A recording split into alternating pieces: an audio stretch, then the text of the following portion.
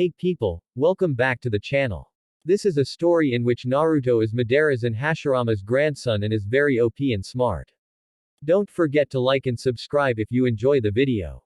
Leave a comment if you want to suggest a fanfic for me to read. Check the description for credits and support the creator of the story. So let's begin. Chapter 66 Red Skies. Every era has its battles, but this will be the last war. A new day was starting and the sun was blossoming behind the dark clouds in the sky. Rain. The only constant in the Rain Village. A village that always had seen so much change. But the rain remained, falling from the sky, forming vast lakes around the village. In a way, the people had learned to embrace the rain and most even took comfort in that. It was the only thing that remained true in their home. Leaders and nations come and go. But the rain endured. Silence. There was an uneasy silence in the Rain Village. The streets were deserted, the houses seemed empty as well. The water ran free through the empty streets, flowing into the drains and ending on the outside of the village. The Rain Village was notorious for its modern designed buildings. Metallic skyscrapers, road ducts and power lines running between the buildings. And at the center of the village, Payne's Tower. The tallest of all buildings. Overlooking the village like a guardian. Reconstructed just like it was before. It was a shame. The Rain Village was one of the earliest small villages ever formed, and just like the others it had a bloody history, filled with ups and downs, loss and gain, happy and sad moments. And it was shame because before the day was over, the Rain Village would be nothing more than dust. Nothing more than ash. Nothing more than a memory, washed away by the greatest battle ever seen in the elemental nations. But the village didn't know its end was coming to pass. After all, she was still standing like it had been for decades. Three figures stepped out from Payne's Tower. The middle one stood proud and tall, his long black hair wet and clinging to his blood-red armor. He crossed his arms and narrowed his eyes into the distance, his face twisting into a smirk for seemingly no reason.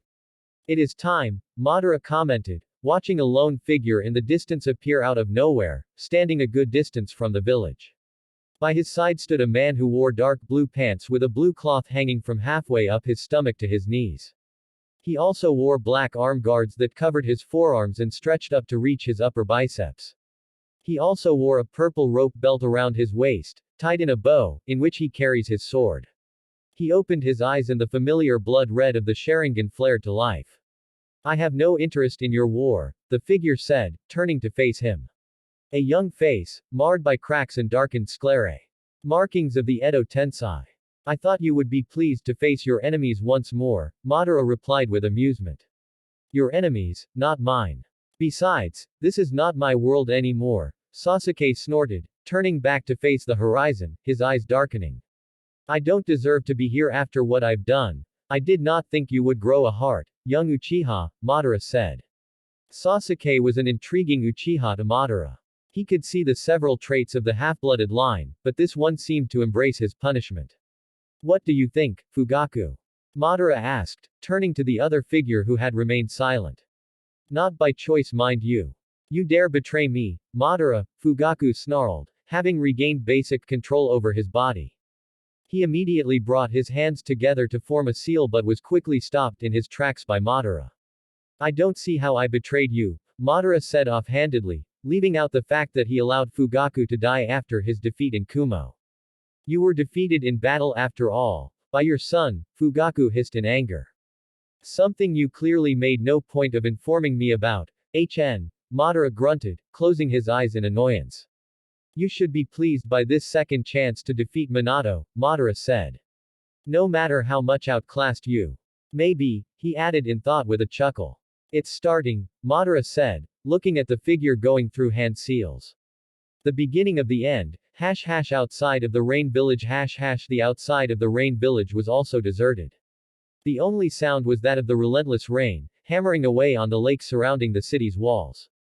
Naruto swirled into existence, standing far away from the walls. Even though it was day, the dark rain clouds made it feel like it was night. Naruto opened his eyes as they were flooded with blood-red color, the three black tomos spinning. He looked around but the place seemed empty. His hands were about to make a simple seal when he felt a small chakra fluctuation. He looked up to the village and narrowed his eyes in focus. His eyes saw further than everybody, being surpassed only by the Byakugan. The Sharingan bypassed the light fog and focused on the three figures standing on top of Pain's tower. Madara, Naruto thought, noticing the smirk on the man's face. He also noticed the two Uchihas beside him, summoned from the Edo Tensei. And so it begins, Naruto muttered as his hands blurred through the seals. The air behind Naruto started shimmering and twisting itself in the same pattern as his Kamui. Kuhaku Hashi, Space Bridge. Naruto slammed his hands together, releasing a thunderclap sound. The space behind me seemed to sparkle, bolts of lightning flying everywhere, but Naruto seemed to remain unharmed. His chakra flared briefly and a gargantuan opening appeared behind him. A giant tunnel shimmered into existence, growing bigger and bigger until it stabilized, 30 feet in height. Naruto turned backwards to look at his space bridge. On the other side, the remaining four commanders stepped through the bridge, standing around Naruto. He was still surprised by being named one of the commanders on the field. True, he had experience in wars, but there were many other more knowledgeable shinobi. Darui. Commander of the 1st Division. Mid-Range Battle Division Senju Naruto. Commander of the 2nd Division. Short-Range Battle Division. Senju Hashirama. Commander of the 3rd Division. Short to Mid-Range Battle Division Baki. Commander of the 4th Division. Long-Range Battle Division Mifune. Commander of the 5th Division. Special Battle Division, move out, Mifune cried, pointing forward. The 5 commanders jumped forward and watched as the allied shinobi forces streamed through the portal. It took only a few seconds for all of the shinobi to run through the portal. Each commander stood in front of their division. Nearly 20,000 shinobi stood before each one. Naruto took a small step forward and turned around, looking the allied shinobi forces. His red eyes roamed around the army. Most seemed to be calm, others were shaking from the adrenaline and some were afraid. He didn't blame anyone. Most hadn't experienced war before. Most Chunin were green, having never seen anything but small missions. Naruto only had the bloodline civil war in Kiri, but not even that was a full-out war like this one. Naruto himself had to admit he felt a bit apprehensive as to how this war will play out. Would it be a quick and clean? Would there be heavy casualties on his side? And then there was the Edo Tensei. Naruto wondered how many shinobi Madara reincarnated with so many Zetsu bodies at his disposal. Naruto turned to Hashirama, who nodded with a serious face. When you are ready, he said, and Naruto turned back to the shinobi army. All of them seemed to be waiting for him to say something before the start of the war. Why do these things always fall to me? Naruto grimaced in thought before taking a deep breath. I stand before you today, not as a shinobi of the Leaf Village, but as a citizen of humanity. Naruto began softly, looking in the eyes of many shinobi close to him. We are faced with very gravest of challenges. Madara and his army stands behind those very walls, Naruto said, pointing towards the towering walls of the Rain Village. He plans to take all the Biju, and by harnessing their power, he will project a genjutsu into the moon, trapping us all in a dream world, his own personal utopia. He claims peace but wants nothing more than puppets under his web, Naruto growled, clenching his fists. From the very first great ninja war to the last, shinobi have wounded and come to hate each other, for the benefit of their own nation and village. Through all the chaos that is our history, through all of the wrong and the discord, through all of the pain and suffering, through all of our times, there is one thing that has nourished our souls, and elevated our species above its origins, and that is our name. We are shinobi. We endure. We are all one, and it is because we have all been affected by Madara and his machinations. The Sand Village, Stone Village, Leaf Village, Mist Village, Cloud Village. Naruto trailed off, taking a deep breath. They no longer exist. We are now only shinobi, Naruto yelled, pointing his new forehead protector, proudly displaying the kanji for shinobi. Let us show him that he may take our lives, but he will never take our freedom, Naruto shouted, and the allied shinobi started cheering and yelling with him. Naruto took a deep breath and closed his eyes. It was time. Let this be the hour, When we draw swords together, Naruto said, opening his eyes and showing his Rinnegan to the world. Many shinobi gasped at the sight, but they were not deterred. Naruto raised his black sword to the air. To victory! Naruto shouted, and with that, everyone charged forward. Naruto smiled, leading the charge. Madara wouldn't know what hit him. Naruto had the backing of all the shinobi in the elemental nations. With Madara HN, Madara grunted, hearing the speech and watching the army charging forward. He turned towards the two Uchihas by his side. Fugaku, Sasuke, Madara called, drawing their attention to him. You know what to do, he said as both Uchihas nodded. Madara walked inside and sat on his chair. I'll be waiting for you, Naruto, Madara chuckled in thought, closing his eyes. He was concentrating solely on the Edo Tensei bodies Zetsu had managed to find. With Naruto the ground shook, the water rippled and the vast walls of the rain village trembled with every step the allied forces took. For the first time in the history of the elemental nations, all the shinobi in the world were united for a single purpose. Protect their freedom or die trying. 100,000 shinobi and samurai alike marched against the walls of the rain village. This was the most powerful army the world would ever know. For nothing could stand against a shinobi. Darui, Hashirama, Naruto called to his fellow commanders. No more words were necessary, was both commanders nodded in acknowledgement. He spared a small glance towards Hinata, who smiled and nodded. The 1st and 3rd division split from the main force, heading left and right respectively.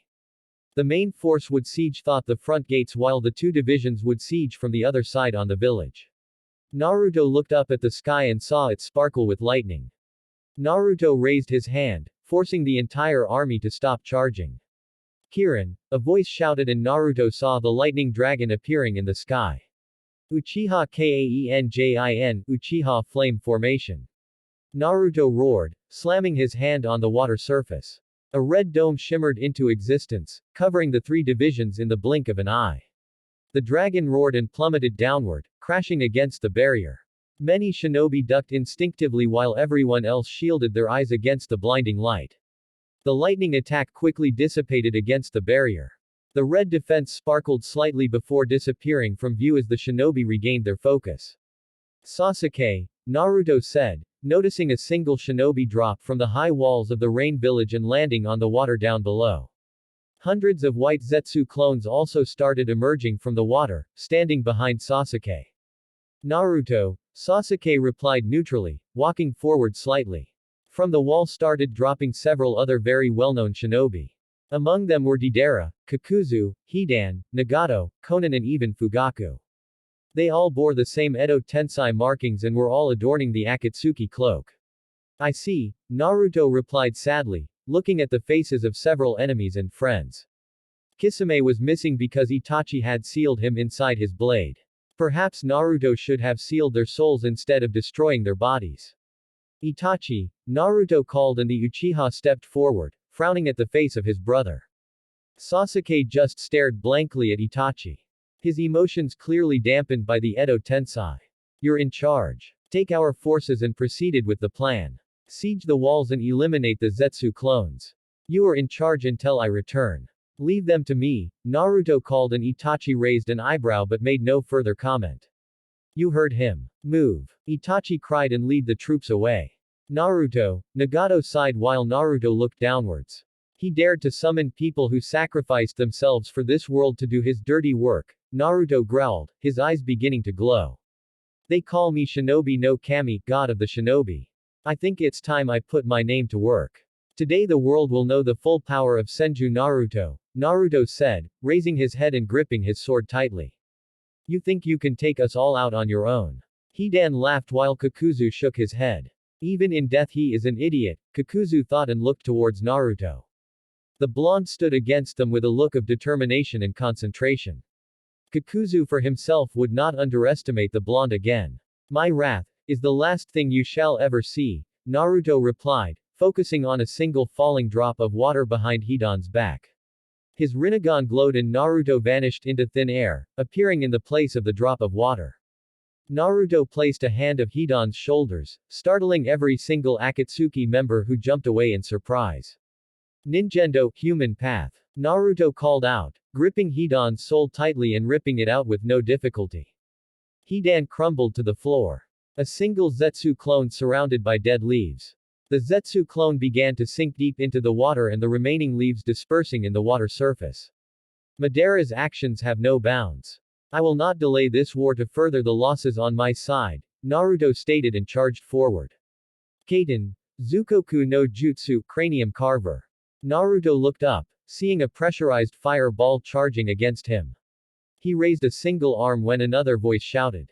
Die. Deidara yelled from the other side, a large clay bird charging against the blonde. Naruto closed his eyes as both attacks connected with an explosion. Every Akatsuki member waited for the cloud of smoke to disperse. Bansho Tenant Universal Pull. Naruto's cold voice rang from the smoke cloud. Kakuzu gasped when he felt himself raised into the air and flew into the awaiting hands of Naruto. Naruto grabbed him by the neck, squeezing him hard. A black rod burst from Kakuzu's neck, stopping any chakra molding of any type. Kakuzu looked at the blonde in fear when his hand began to glow. Jinten, Genkei Hakuri no Jutsu, Dust Release, Detachment of the Primitive World. From Naruto's hand came a blinding white light that completely vaporized Kakuzu's body. Not even the Edo Tensei could repair if there was nothing left. Once the light dimmed, there was nothing where previously stood Kakuzu. There was no smoke, no dust, nothing left behind. Oi! Deidara gulped, stepping backwards.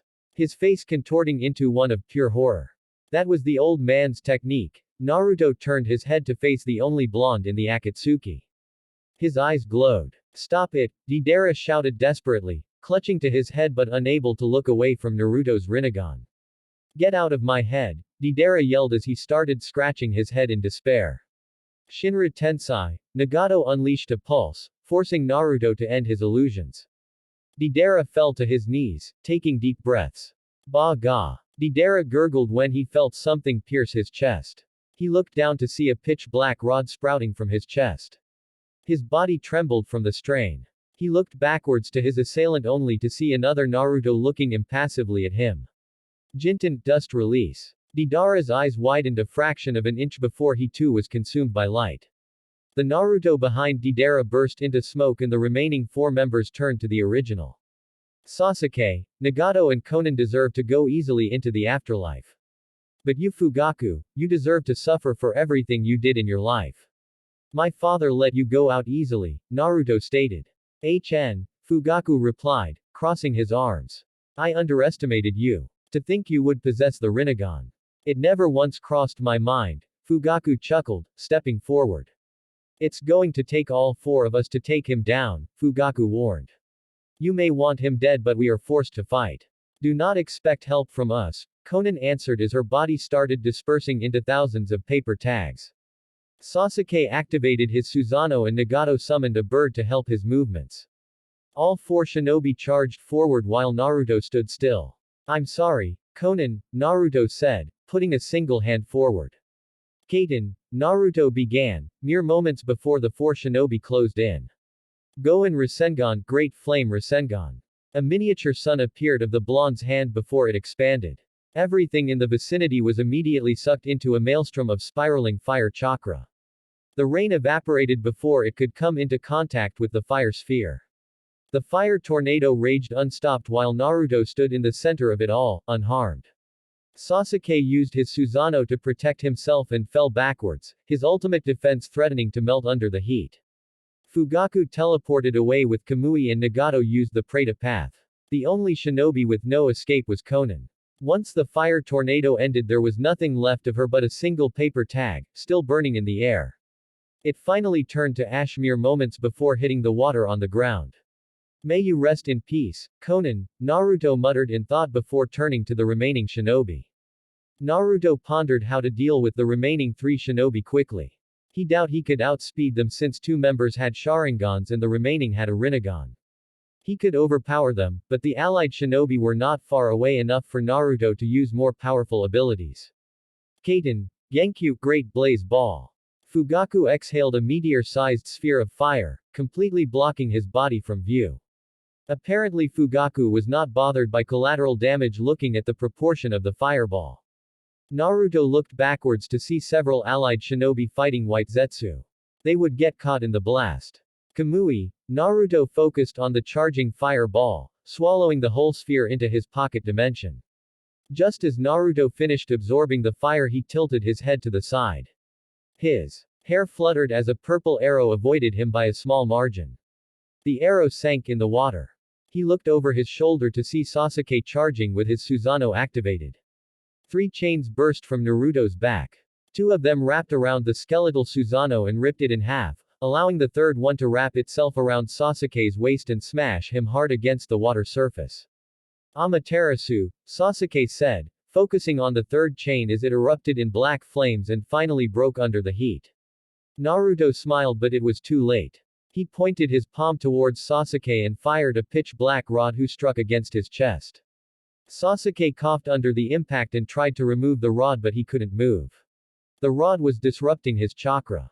Jinten, dust release. Naruto's hand glowed. Shinra Tensai, Nagato bellowed. The water rippled with his attack, forcing Naruto to jump backwards. Nagato still had his arm extended when Naruto focused on him. Kamui, Naruto replied, unleashing the previously swallowed fireball from Fugaku against Nagato at point-blank range. Nagato exploded in flames. Naruto looked at Sasuke still struggling with his black rod when a devious thought crossed his mind.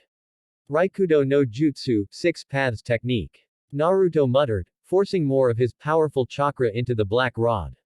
Naruto's chakra overwhelmed Sasuke's immortal body, finally turning his vessel into a puppet of Naruto. Sasuke was still trapped inside, but he was nothing more than a passenger now. Without a second thought, Sasuke pushed the small black rod deeper into his chest, hiding it from view. Sasuke jumped backwards towards Fugaku and Nagato, standing by their side like nothing had happened. Nagato's upper body was still regenerating and he was leaning against Fugaku. His bird summon was destroyed with the fire attack. I was expecting more, Naruto taunted, pointing his finger at Fugaku. Fugaku snarled, pushing Nagato to the water before rushing through a set of seals. Mokuten, Jukai Koten, deep forest emergence. The ground started shaking as dozens of trees burst from the water. The thick wood trees charged against Naruto. Shinra Tensai, Naruto replied, lazily flicking his hand towards the incoming barrage of wood. The water rippled as the shockwave traveled against Fugaku. The moment it collided with the tree, it merely turned them into splinters without losing momentum. Fugaku clasped his hands even tighter, pouring more chakra into his technique. I win, Fugaku heard Naruto's voice from behind and quickly turned, dropping his technique in the process. He didn't see Naruto until a hand landed on his shoulder. Here, Fugaku turned to his son. Sasuke now bore the Rinnegan. Naruto's voice was coming from his son's body. Realization dawned upon him and he tried to Kamui away, but he could not. How often we overlook what stands right in front of us. Naruto's voice came from Sasuke's body. Fugaku could barely move his head, but he caught a small movement in the corner of his eyes. He strained his muscles and managed to move his head slightly, just in time to see Naruto kneeling next to Nagato. The blonde placed a hand on Nagato's chest. He said something to Nagato before pulling his soul out. With a sigh, Naruto stood up and calmly walked towards Fugaku and Sasuke. Sasuke was still in his control and was currently stopping Fugaku from molding any chakra. Any wrong moves and Sasuke would rip Fugaku's soul out as well. You committed so many wrongs that death is too good for you, Fugaku gulped. Why should you be allowed to rest when you tried to enslave the world for your own benefits? Naruto asked rhetorically, slowly going through hand seals. With the last seal he clapped his hands together. Shiki Fujin, Reaper Death Seal. Naruto called. Fugaku's eyes widened in disbelief when he saw a form shimmer into existence behind Naruto. Death, Naruto greeted the thing next to him. I have a name, you know, Death answered, stepping next to the blonde. Really? And what is your name? Naruto asked. He had to admit that Death having a name never crossed his mind. In time, names are powerful things. Death replied and walked forward. You told me your sister's names, Naruto replied with a deadpan. Did I? Death asked in mild disbelief. I must be getting old. Naruto looked shocked when he saw a small smirk on Death's aged face. You lied, Naruto accused while Death released a dry chuckle. Hubris, young Naruto. Hubris. What makes you think I'm under the obligation to answer truthfully to you? Death asked with amusement. I'm a god. I can do what I wish. Death replied and stopped just a step away from Fugaku, who seemed to have gone pale at the face of death itself. I told you I was the hunter, Naruto said, his last words to Fugaku. Time to go, Death said, thrusting his arm into Fugaku's chest. With no effort at all he plucked the man's soul out. Until next time, Death said, still clutching to Fugaku's soul. Naruto nodded and watched as Death vanished in plain sight. Fugaku's body crumbled into leaves. Naruto looked at the remaining Edo Tensei in this side of the battlefield. It's time, Sasuke, Naruto said and placed a hand of Sasuke's shoulders. You could have fought back when I forced my chakra into you. You had enough consciousness for that, Naruto stated with a raised eyebrow. I know. Thank you, idiot, Sasuke replied, a small smile tugging his lips before he departed. Naruto chuckled and watched as the final Zetsu clone sank into the water. It was over. With the cages we have intel from Itachi, Inoichi shouted from his seating position. The large water sphere in front of him started rippling wildly. It appears Madara has used the Edo Tensei to summon several shinobi to aid him. What? Hokage shouted, standing up and slamming her hands on the desk. The wood creaked in reply but held on. Orochimaru. When I find that snake I'm going to snap that scrawny neck of his, she snarled. Inoichi's lips parted slightly at the words of his Hokage. Orders. Ao asked, working in conjunction with Inoichi to gather and deliver battlefield intelligence. Call Mifune and the 5th Division. Have him send some of the sealing teams to the other divisions as soon as possible, ordered, and Ao quickly delivered the message to the respective destination. Who did they summon? Tsunade asked, sliding down to her chair and nursing her head. We only have partial reports. As of now, Itachi claims all the Akatsuki seems to have been summoned along with Uchiha Sasuke. Other divisions report many other shinobi including the Sandaime Raikage, Yondaime Kazekage, Nadaime Tsuchikage, Nadaime and Sandaime Mizukage along with the whole generation of the 7 swordsmen. Ao grimaced at the information. What? My father as well, roared, punching the desk and breaking it in half this time. Damn those bastards, new information, Inoichi said, stopping A's rant. The Akatsuki has been defeated by Naruto. Well, that was fast, Tsunade chuckled but frowned remembering everyone else summoned by Madara. Deploy the dragons to face against the Edo Tensei. Leave the white Zetsu to the main army. My original is facing against the Sandaime Raikage, Hinata announced from the side. This was a shadow clone of Hinata, standing in perfect lotus position. She had her eyes closed in deep concentration, several markings spread across her face and body. Tell her to leave. My father is too fast and strong for her, announced. Don't underestimate my apprentice, Tsunade scoffed while the Raikage just stared at the woman with a shocked face. You have no idea the power of my father. He fought the 8 Tails to a standstill and took on an army of nearly 10,000 shinobi. His skin is impenetrable and there is no barrier that can stop him, said desperately, running a hand through his pale hair. And where do you think you are going? Tsunade asked, noticing a rushing out of the room. I've got to go stop my father, replied. Stop and sit down, Tsunade barked, stopping the Raikage in his tracks. Have faith in our troops. They are the ones fighting this war. Fine, a bit back. But if she falls don't blame me, with Itachi battle formation, Itachi bellowed to his soldiers, stopping the march. Ninjutsu users in the back, taijutsu users in the front, Itachi ordered calmly. There were loud ruffling and splashing sounds behind his back as the shinobi organized themselves. Thousands of shinobi stood face to face against an even greater number of Zetsu. Zetsu were the perfect warriors. The perfect soldiers. The perfect slaves. They held no fear. No pain. No regret. No remorse. And with that they charged forward. Completely fearless of what was about to come. First wave. Ready. Itachi cried and the first 2 lines of shinobi pulled several kunai and shuriken each. Fire. Itachi yelled, pointing his arm forward. Every single shinobi threw their weapons forward at blinding speeds. A barrage of weapons was launched against the enemy. It felt like a symphony. The weapons singing in the wind as they sliced through the air and rain. Itachi's hair fluttered briefly as the weapons passed mere inches away from his head and charged against the incoming horde of Zetsus. Dozens of Zetsu fell dead to the water, floating limply in the surface. Hundreds more charged, stepping over their deceased brethren without second thought. Second wave. Ready. Itachi cried as the taijutsu users in the front line crouched. Fire. Itachi ordered loudly. Futen, Shinkuaha, air blade. The backline took deep a breath and unleashed dozens of wind blades, sending them flying safely above the front line. Itachi looked as the blades sliced the Zetsu like a hot knife through butter. More Zetsu fell to the water, chunks of their bodies scattered across the water. And yet, their numbers seemed unending. Weapons, Itachi shouted as the sea of Zetsu closed in. Itachi took out a simple sword and rushed forward. The shinobi behind yelled and charged forward as well. The two fronts meeting in the middle in a flurry of attacks. Itachi kicked a Zetsu away, sending his body flying against another and taking both out. He ducked as another tried to jump against him. He swiped his sword so fast that he could see the trail of the blade on the rain. A Zetsu head rolled to the water.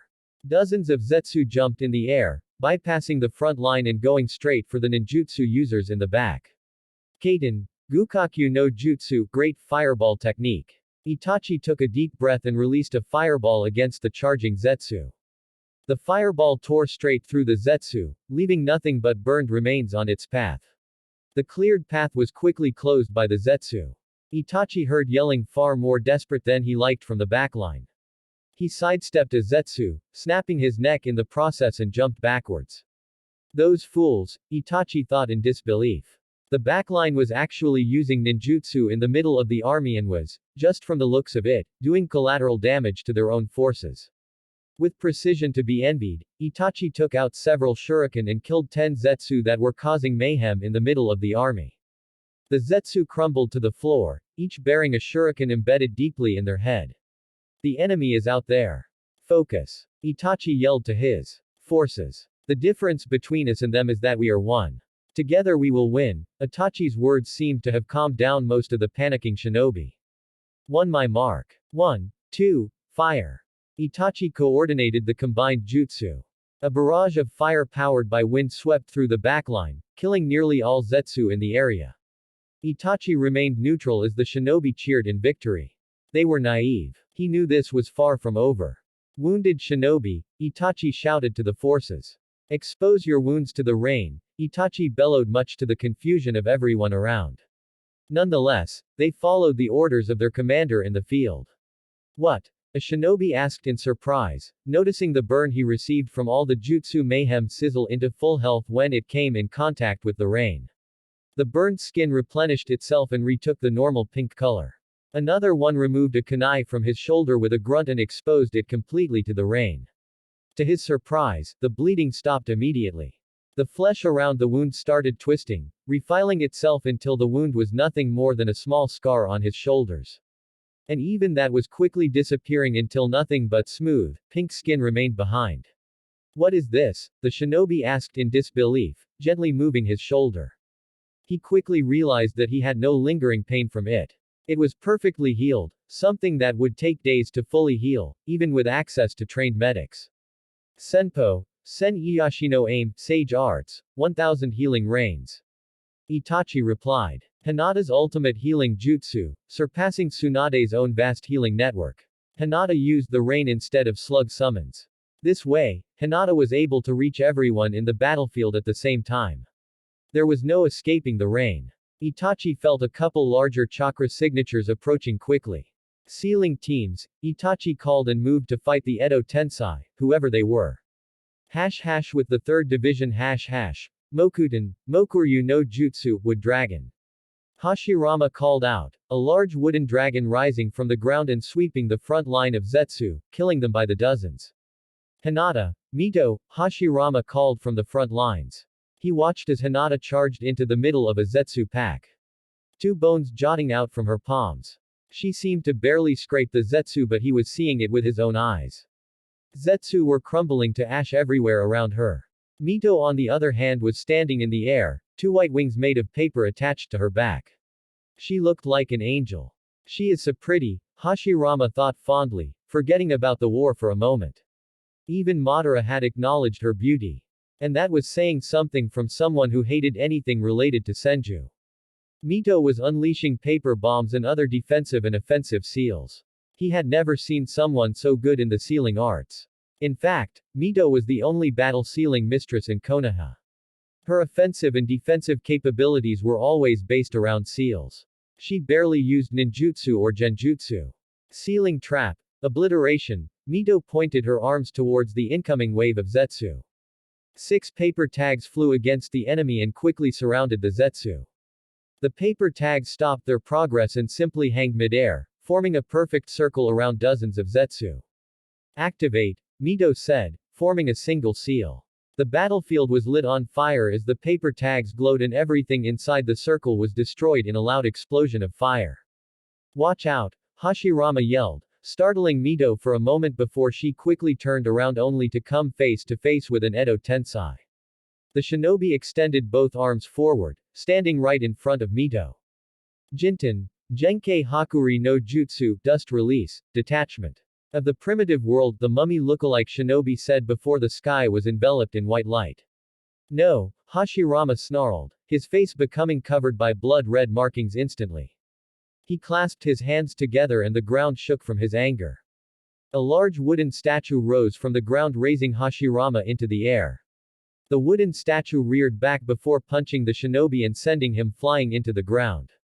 The white light vanished and Hashirama looked both surprised and relieved to see Mito still alive. 4 paper tags stood around her, forming a perfect spherical, translucent shield that seemed to have been absorbing chakra. The shield dropped along with her wings as Mito staggered forward, but Hashirama caught her before she fell to the ground. It's an honor to fight someone like you. The Edo Tensei rose from the ground, his arm restoring itself. Hashirama Senju, the first Hokage of the Leaf Village. I know you, Hashirama commented, holding Mito in his arms. Her chakra was depleted by using the last barrier. Jinten no Mu of the Dust Release, the Nadaime Tsuchikage, Hashirama said before Hinata jumped on top of the statue next to him. 2 other Edo Tensei joined Mu on top of the water. Hashirama recognized only one. Genjutsu Hazuka, Nadaime Mizukage, Hashirama said as the shinobi bowed in appreciation. The last one is the Sandaime Raikage, Hinata informed, her Byakugan never been turned off. I'm sending a clone back with Mito. We need a sealing team with us to deal with them, Hashirama frowned as Mito slept peacefully in his arms. Never knowing the horrors going outside of her mind. The Rain Village. This is perfect for me, Genjutsu howled with laughter. This hasn't changed a bit since the last time I was here. Focus, Mu reprimanded. Don't tell me what to do, Genjutsu scoffed before walking to stand side by side with A and Mu. He watched with a raised eyebrow as 2 shinobi dropped from the sky, landing in front of them. I know you, Senju Hashirama. I'm surprised to see you here since you were dead when I was Mizukage, Genjutsu pointed out and turned towards the female standing next to him. I don't know you though. You are clearly a Hyuga, Senju Hinata, Senju. Genjutsu asked with a snicker and turned towards Hashirama. Ha! You old dog. Samito wasn't enough to keep you down, Genjutsu laughed. Actually I'm engaged to Naruto, his great-grandson, Hinata corrected seeing Hashirama sputter next to her. Genjutsu was about to reply when he felt his body stiffen. Good to see you again, old friend, Genjutsu said, his body nothing more than a puppet. Madara, Hashirama sighed. And you are looking well too, Lady Hinata, Madara said, looking towards Hinata. Madara, it's inevitable, Genjutsu replied, cutting Hashirama off as the 3 shinobi jumped forward. Their faces completely neutral and their emotions cut off. Hashirama looked towards Hinata but said nothing. In an instant Hinata charged forward while Hashirama remained behind. She looked up to see Genjutsu and a running against her, but she was not deterred in the slightest. The Sandaime Raikage's body sparkled with blue lightning as he activated his Raiden no Yoroi lightning armor, and charged forward at even higher speeds. Hinata tracked his movements carefully with her Byakugan. Moved his right arm forward, his hand gaining a stronger hue of blue as he ran head-on towards Hinata. Jigokuzuki, Hell Stab. Forced his hand forward, piercing right through Hinata's chest and cleaving her in half. Hinata however simply liquefied and reformed her body on the other side. She didn't look backwards and simply dashed towards the intended target. Emu's eyes widened when he saw a bone appear from Hinata's outstretched palm. He was about to jump away when two trees burst from water and wrapped themselves around his feet. Tamagoroshi no Haikatsu, all-killing ash bone. Hinata's bone went through Emu's upper body like a knife through hot butter, only stopping when Hinata's palm reached his chest. Mew didn't cough or yell in pain, he just crumbled into ash on the ground. Hinata jumped backwards from the pile of ash and waited to see if Mew would rise again. Her suspicions were confirmed. Her bone strikes rendered the Edo Tensei immortality useless. With her suspicions confirmed, she ran backwards to join Hashirama, who seemed to be having trouble fending off both A and Genjutsu simultaneously. Mokuten, Mokujo Heiki domed wall. Hashirama called out, large trees appearing in front of him and shielding him from a barrage of water bullets. In the same instant, Hashirama sidestepped A, who had been charging against him, having sensed him through senjutsu. Hashirama ducked under lightning-powered strike and kicked him backwards. Tumbled through the water, not even his armor being able to stand against a senjutsu-powered kick. The Raikage quickly stood up and was about to charge forward like nothing had happened when several water tentacles rose from the water. The tentacles wrapped themselves around his arms, his legs. Hinata pushed her technique forward, forcing it to fall to his knees and his arms to remain stretched outwards to avoid him from using jutsu. A's lightning armor sparkled but seemed to have no effect as the chakra was simply absorbed by the tentacles. Hinata approached the man slowly, her eyes gaining a blue hue and her hair turning white slowly in successive waves. She stopped in front of the man, her Tenseigen activated and her beautiful long white hair cascading down her back. She crouched and brought her right palm to A's forehead. Her Tenseigen glowed softly before dimming down as she got up and stepped backwards. Hinata dropped the water tentacles as A got up and hastily charged against Hinata. Mere inches from his fist to connect to Hinata, A simply stopped moving, his right arm still aiming forward. His head twitched slightly before he fell to the water in spasm. Hinata cringed slightly when she noticed A's body bending in unnatural angles and frowned when she saw his head do a 360 degrees turn before A stopped moving altogether. If he was alive then he would be gone by now, Hinata frowned in thought when she saw A's neck snap backwards. A slowly stood up, the Edo Tensei Jutsu slowly healing the damage. Once he was standing his eyes gave off a small blue glow before settling down to the usual black. Go help our forces. Terminate all Zetsu in the area along with any Edo Tenseis, Hinata ordered and A dashed away at top speed, completely entrapped by Hinata's jutsu. Hinata joined forces with Hashirama to take down the final Edo Tensei opponent in this front. Damn, Hashirama cursed, the area being filled with mist. There is too much chakra in the air. I can't get a fix in his position, we need to defeat his summon first so we can stop this damn mist and genjutsu, Hashirama explained and Hinata nodded. She closed her eyes and linked to the falling rain. There, Hinata said, pointing her arm towards a fixed location. I can feel my rain hitting his clam summon, Hashirama nodded before flashing through hand seals. Sweeten, Sujinheki, water wall. Hinata called out, raising a small water wall to block another wave of water bullets from genjutsu. Hinata, Hashirama yelled, finally being able to trap the clam with his wood techniques. Hinata quickly jumped high in the air and brought her heel down on the summon. Sutenkyaku, heavenly foot of pain, Hinata smashed her heel on the clam and a cracking sound echoed through the clearing. The water rippled from the impact as the summon disappeared in a cloud of smoke and the mist slowly started dissipating.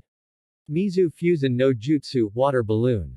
Genjutsu used the water beneath his feet to form bubbles that started floating around in the air. With a small twist of his arm the bubbles were launched forward against Hinata and Hashirama. Neither shinobi moved as the attack collided. Hinata simply liquid her body each time a bubble connected while Hashirama didn't even get hurt with the attack, his skin hardened severely with the use of senjutsu. Let's end this, Hashirama declared and clasped both hands together. Mokuten, Jukai Koten, deep forest creation. The ground rustled as dozens of trees burst from the water. The senjutsu-powered technique had the trees in the air and chasing after the final enemy in the blink of an eye. Hake Kusho, air palm.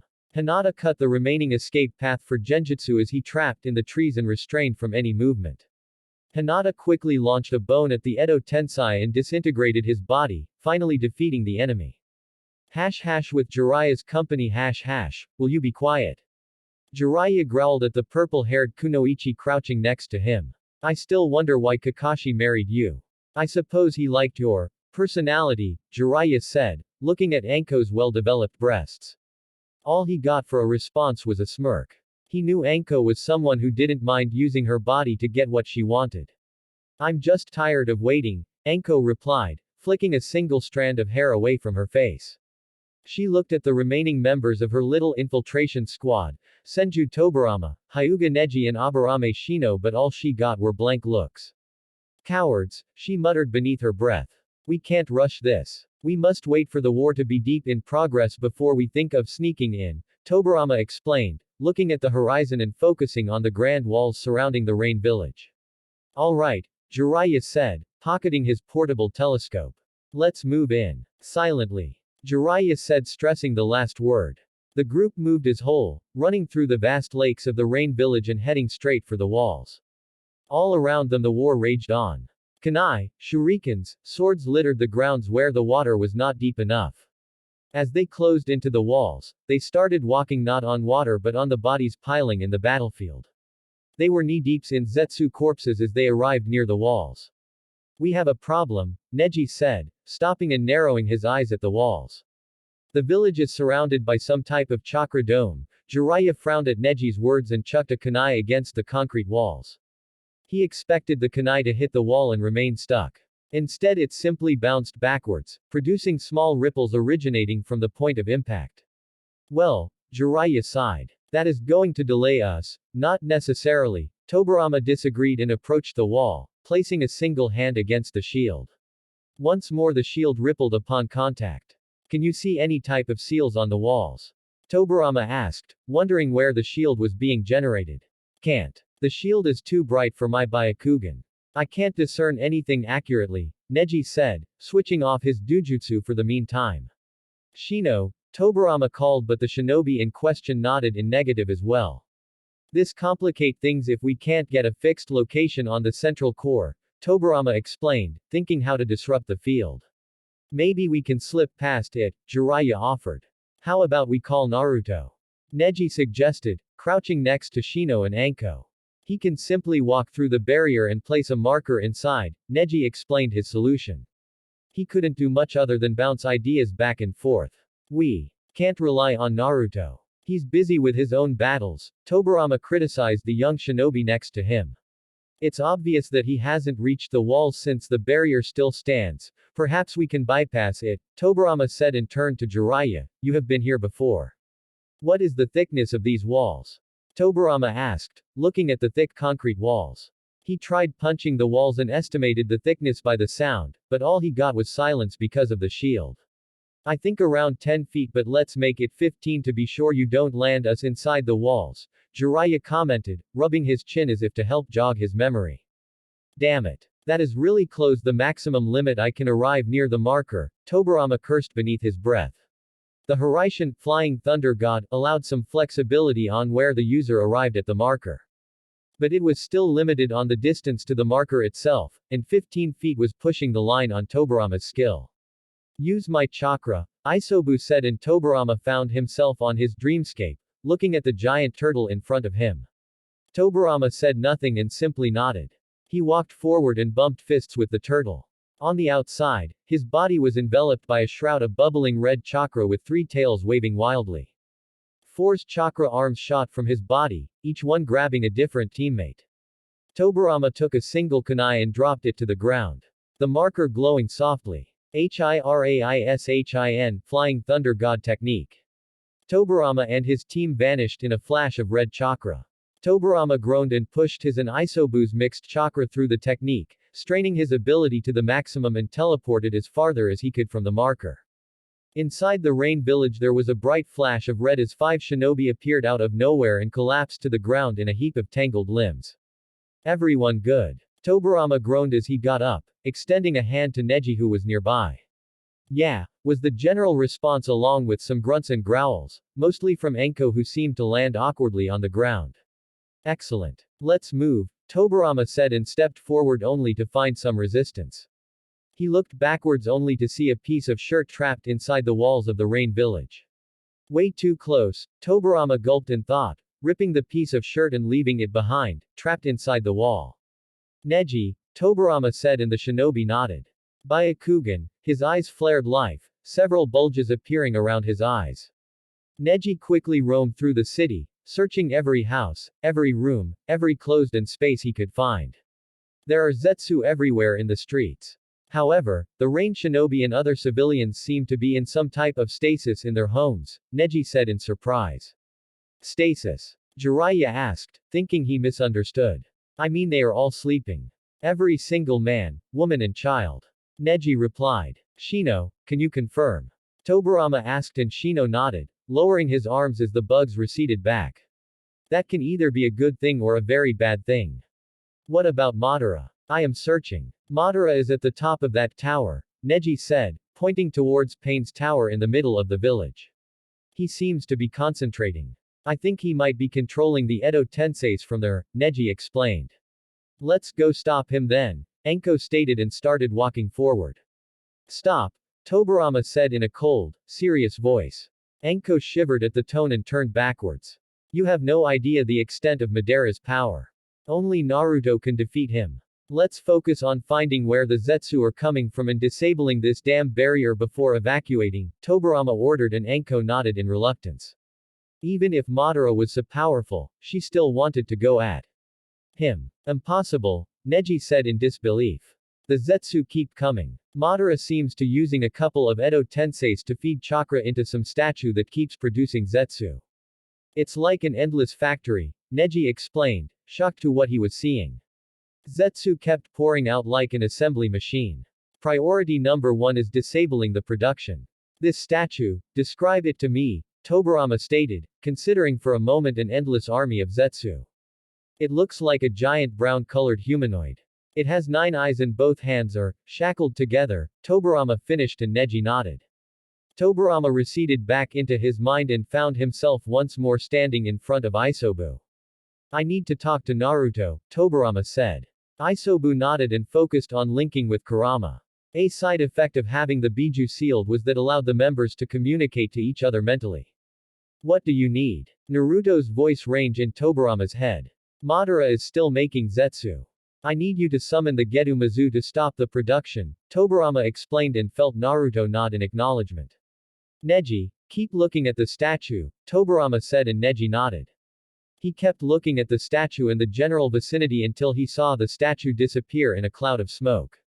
It disappeared, Neji replied in shock, seeing the Zetsu production effectively stop. Excellent. Now let's find the core and drop this barrier, # with Naruto #, give me space, Naruto yelled to the shinobi around him. Almost instantly everyone jumped away from him as he slammed in hands on the water, creating large ripples. Kuchio's no jutsu, summoning jutsu, Gedu Mizu, ROARRRR. The Gedu Mizu burst from the ground and roared into the sky. Naruto, having summoned the vessel of the 10 tails, decided to put it to some use and began using his summon to destroy the Zetsu by the dozens. He stood on top of the enormous statue as it jumped into the middle of the Zetsu army. ROARRRR. The demonic statue lets out an enormous shock wave, causing the Zetsu within the vicinity to be pushed a far distance away. Zetsu were launched harshly into the air by the dozens. The Gedo Mizu continued its rampage while Naruto fought against some brave Zetsu who ventured to face him on top of the statue. Naruto focused on his ability of manipulate gravity and started pulling large chunks of rock from the ground and sending them flying against the charging enemy. The Zetsu were crushed and squashed beneath the large boulders. Push forward, Naruto bellowed. The Gedu Mizu slammed his foot on the ground, killing every Zetsu close by and started clearing a path for the army to reach the walls. The shinobi would have advantageous territory once they were inside the walls. Outside in the open was perfect for the large amounts of the Zetsu. Naruto looked up to see the dome that surrounded the village to suddenly collapse. He knew that Tobirama and his team had succeeded in their infiltration. Now, Naruto yelled and charged forward, the ground shaking with each step the Gedu Mizu took. # with the remaining division #, they never end, Minato heaved, taking long deep breaths. All around him were hundreds of Zetsu corpses piling on the ground. He twirled his 3-pronged kunai as slashed another Zetsu and killed him instantly. Getting tired, old man? now grinned as she kicked a clone, sending him flying backwards. I would like to see you pull my third-level Haraishin and not getting tired, Minato muttered in thought, looking at the dark-haired Uchiha next to him. She sure was a bubbly character. Amaterasu no Yoroi, Amaterasu armor. Minato raised an eyebrow at the technique's name and was surprised to see Nao's body being completely shrouded in pitch-black flames. Interesting, Minato stated as he watched Nao charged against a horde of Zetsu head-on. A kick here, a punch there was all it took. Nao didn't even need to actually kill the Zetsu with her strikes. The black flames of Amaterasu would finish the job quickly enough. After all, the inextinguishable black flames of Amaterasu were said to burn as hot as the sun, and nothing could put them out but the user who created them in the first place. Minato watched the Zetsu melt around him and form large slobs of white goo on the ground. And even that was still being burned until nothing remained behind. Let's go, Kakashi, Minato said to the silver-haired shinobi next to him. Youngsters these days, Kakashi sighed, fake tears running down his face. No respect for the elderly. I'm older than you, Minato said with a sweat drop. Technically Naruto gave you a 25-year-old body. That makes me older than you, Kakashi said smugly. Fine. Move it, old man, Minato ordered jokingly. Kakashi sighed and activated his Sharingan, charging forward once more against the never-ending army of Zetsu. Chidori, Kakashi channeled lightning chakra through a kunai on his hand. He made a vertical slash and bisected a Zetsu cleanly in half, letting the parts fall to the sides. 197 inches Kakashi said out loud, more of reflex than anything else. Only 197 inches Zabuza yelled from the side. Minato was right. You are getting old, Zabuza laughed and charged forward. He jumped into the middle of the Zetsu and spun his blade, killing the group instantly.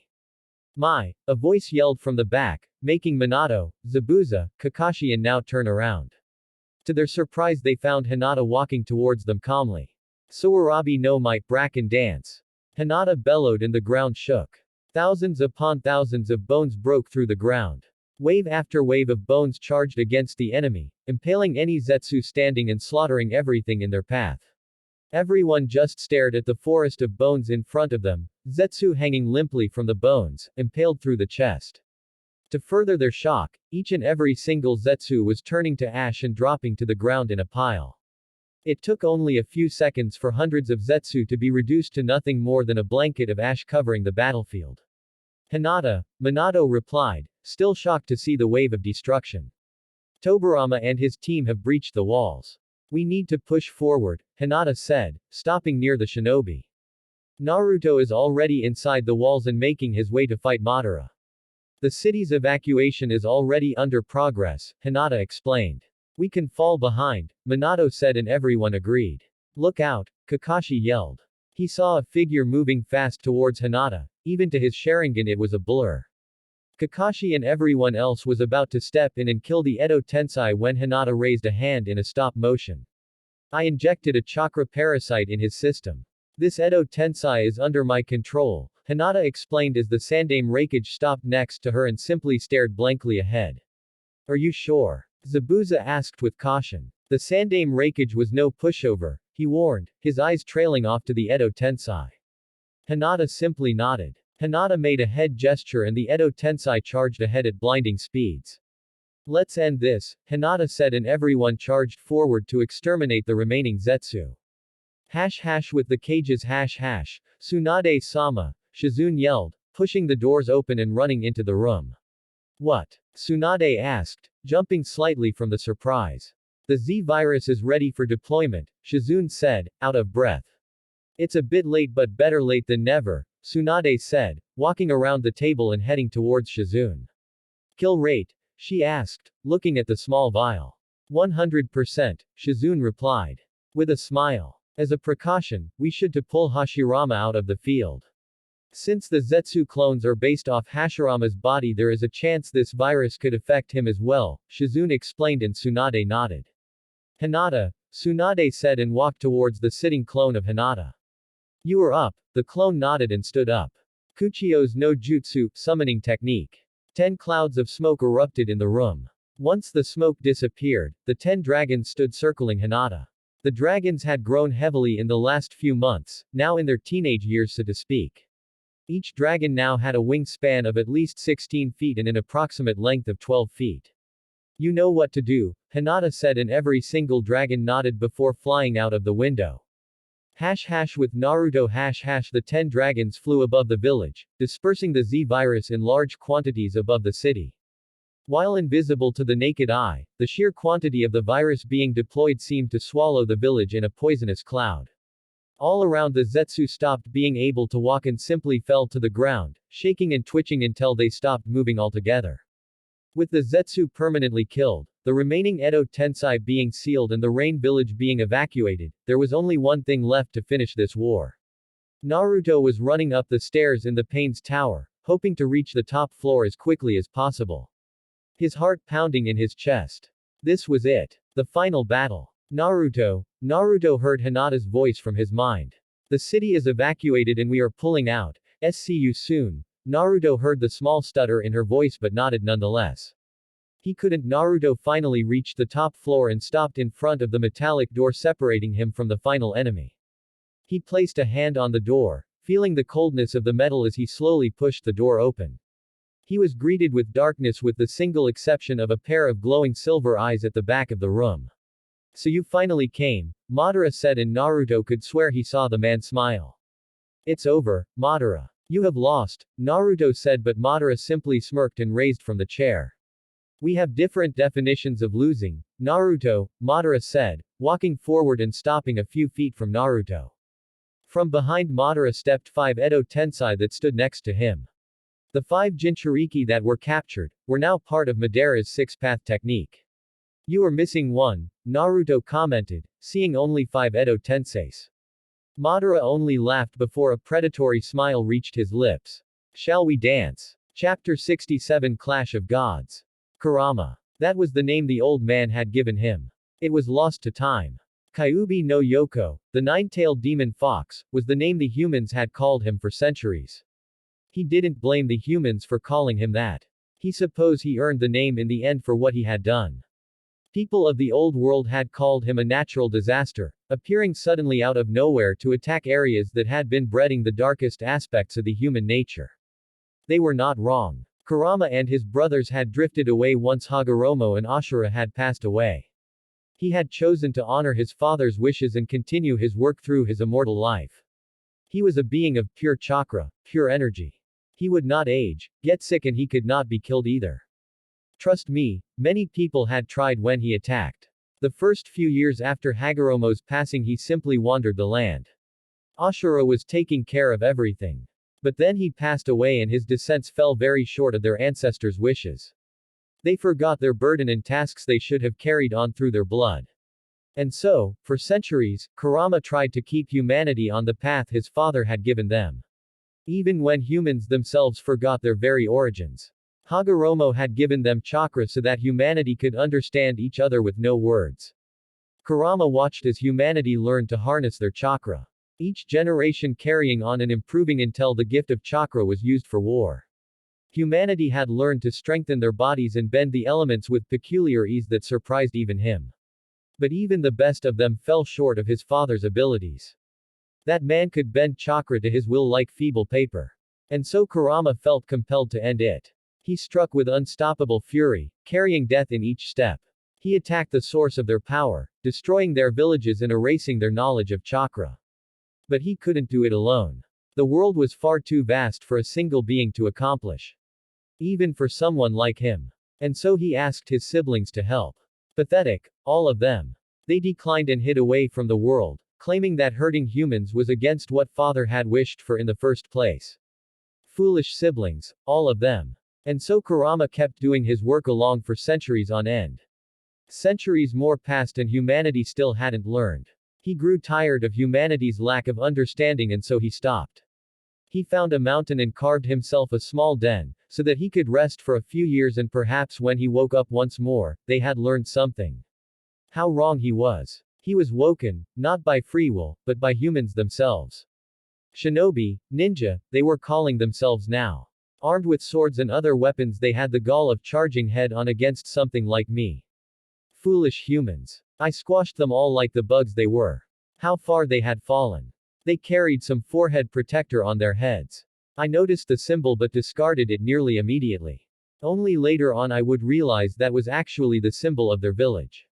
At least they had learned something, those shinobi. Now if they were all together in the same village like the old man's wishes, then it was all over. Of the attacking group only 2 shinobi survived. Ginkaku and Kinkaku had somehow managed to survive my powerful chakra and ended up with a watered version of my abilities. I spat them out and left them half alive on the ground. I left their fate to the gods and walked away to find another den. And then came Uchiha Madara. Just from his chakra I could feel he was descended from that wretched Indra. But my eternal surprise were his eyes. Some evolved version of the Sharingan. And with that he managed to control me, no matter how much I resisted. He subdued me, manipulated me, the greatest of all Biju, like some doll. I was summoned to do battle against Ashura's descendant. Now that had been a surprise. I could feel their chakra. Ashura and Indra had been reincarnated and decided to go at it again. And this time, I was a tool in their arsenal. In the end I was sealed into a human vessel and found myself with my mental faculties returned. I was relived. Don't misunderstand me. I hated Hashirama and his wife, hated Konoha, but better a cage than a leash. Mito and I didn't talk, and she didn't wish to use my chakra, so I was content to simply wait. I was eternal and she was mortal. Even if I was switched to another vessel, there would come a time when I would be free. Human years meant nothing to me as I had already lived centuries before any them. The second vessel was some girl named Uzumaki Kushina. This one did try to talk sometimes. I kept silent as I had nothing to say to her. Then she decided to marry one of them. One who possessed those cursed eyes, and I could feel his chakra. Madara had procreated into some blonde brat named Minato. And then his vessel had dared to marry him of all people. Sometimes I just couldn't get away from those abominable eyes. The years passed and I watched the boy like a hawk, waiting for the moment he would make his move and use me. All Uchihas wanted, no, craved power. And I was an infinite source of it. To my eternal surprise, Minato was a good and kind-hearted man. For a moment I considered he might have been Ashura's reincarnation, but his chakra showed no sign of it. I found myself liking that Uchiha as I slumbered within the seal. If it wasn't for these dreaded chains I would almost considered myself lucky. Then another one came. Another Uchiha with their precious Mangekyo Sharingan, and I found myself in their leash once again. It will not happen again. I made a choice. I voluntarily let myself be sealed into Minato's child, some brat named Naruto. Better a cage than a leash. But I was very surprised by the brat as I could feel something different in him. I could feel specks of the old man's chakra running through his system. Small drops of father's powerful chakra swimming in the ocean the brat possessed. Naruto was a mix of both parents. Kind and good-hearted, but cold and ruthless if necessary. I chose to become a friend instead of a prisoner. I watched him grow until this very moment. The moment in which he stands facing the first man to ever bind me against my will, Madara Uchiha. You are missing one, Naruto commented, seeing only 5 Edo Tenseis. Madara only laughed before a predatory smile reached his lips. Shall we dance? That wretched line. Kurama saw red and flared his power, flooding Naruto with his powerful chakra and ripping out of the seal. With a mighty roar that shook the building, Kurama appeared in the real world in an explosion of smoke and rock. The small room they stood in exploded outwards in a shower of debris, with Kurama emerging from the cloud of dust, his 9 tails waving wildly behind him. Madara's eyes widened in a mix of shock and disbelief when he saw the large Biju appear in front of him so suddenly. Even Naruto stumbled from Kurama jumping out of him with no warning and charged against the ancient Uchiha with fierce determination. Naruto and Madara's paths remained behind while Kurama charged against the old Uchiha. He should have known that Kurama wouldn't just stick to watch the battle. He had a personal interest in being part of the battle. Naruto channeled chakra to his feet and landed on the side of one of the buildings, watching Kurama snatch the Uchiha with his claws and plummet downwards. Naruto looked around to see the 5 paths looking cautiously at him. I guess I will deal with them while Kurama is busy with Madara, Naruto thought to himself.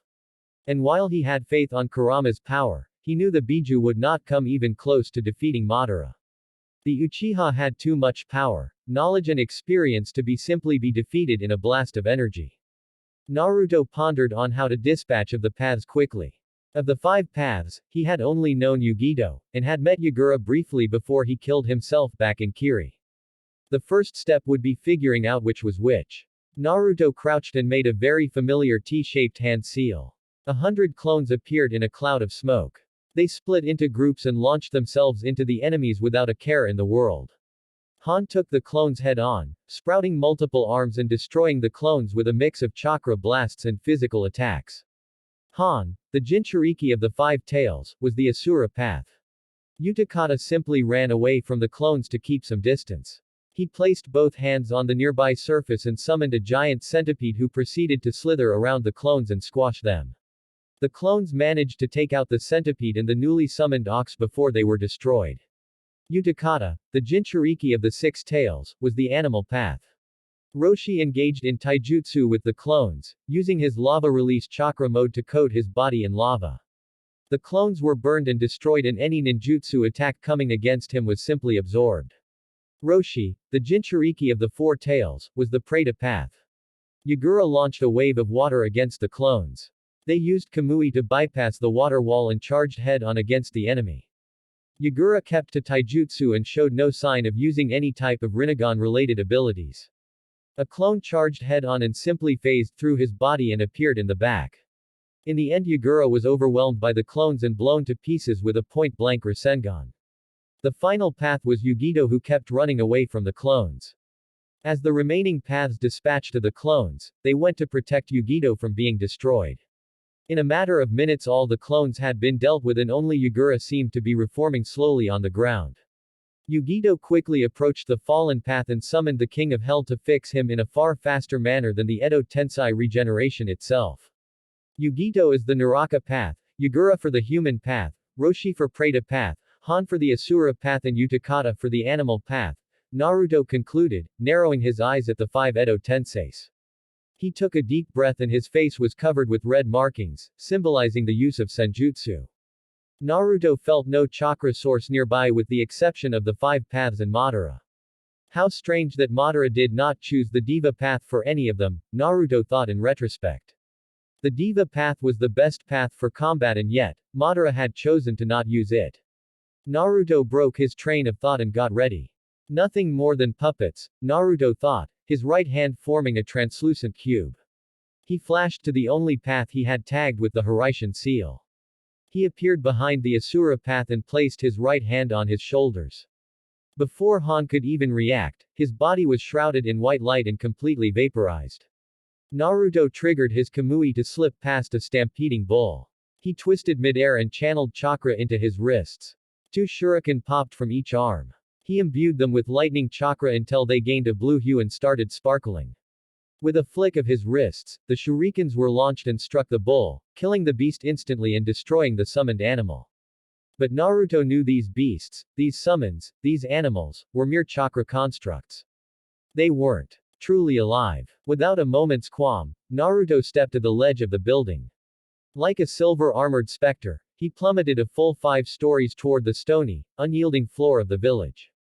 The death-defying fall certainly would have killed a civilian, or at the very least left him broken and bleeding upon the pavement, yet Naruto landed with the nimble elegance of a jaguar, so inhumanly smooth and graceful that he appeared to be striding briskly away before his black sandals even touched down upon the rain-swept cobblestone.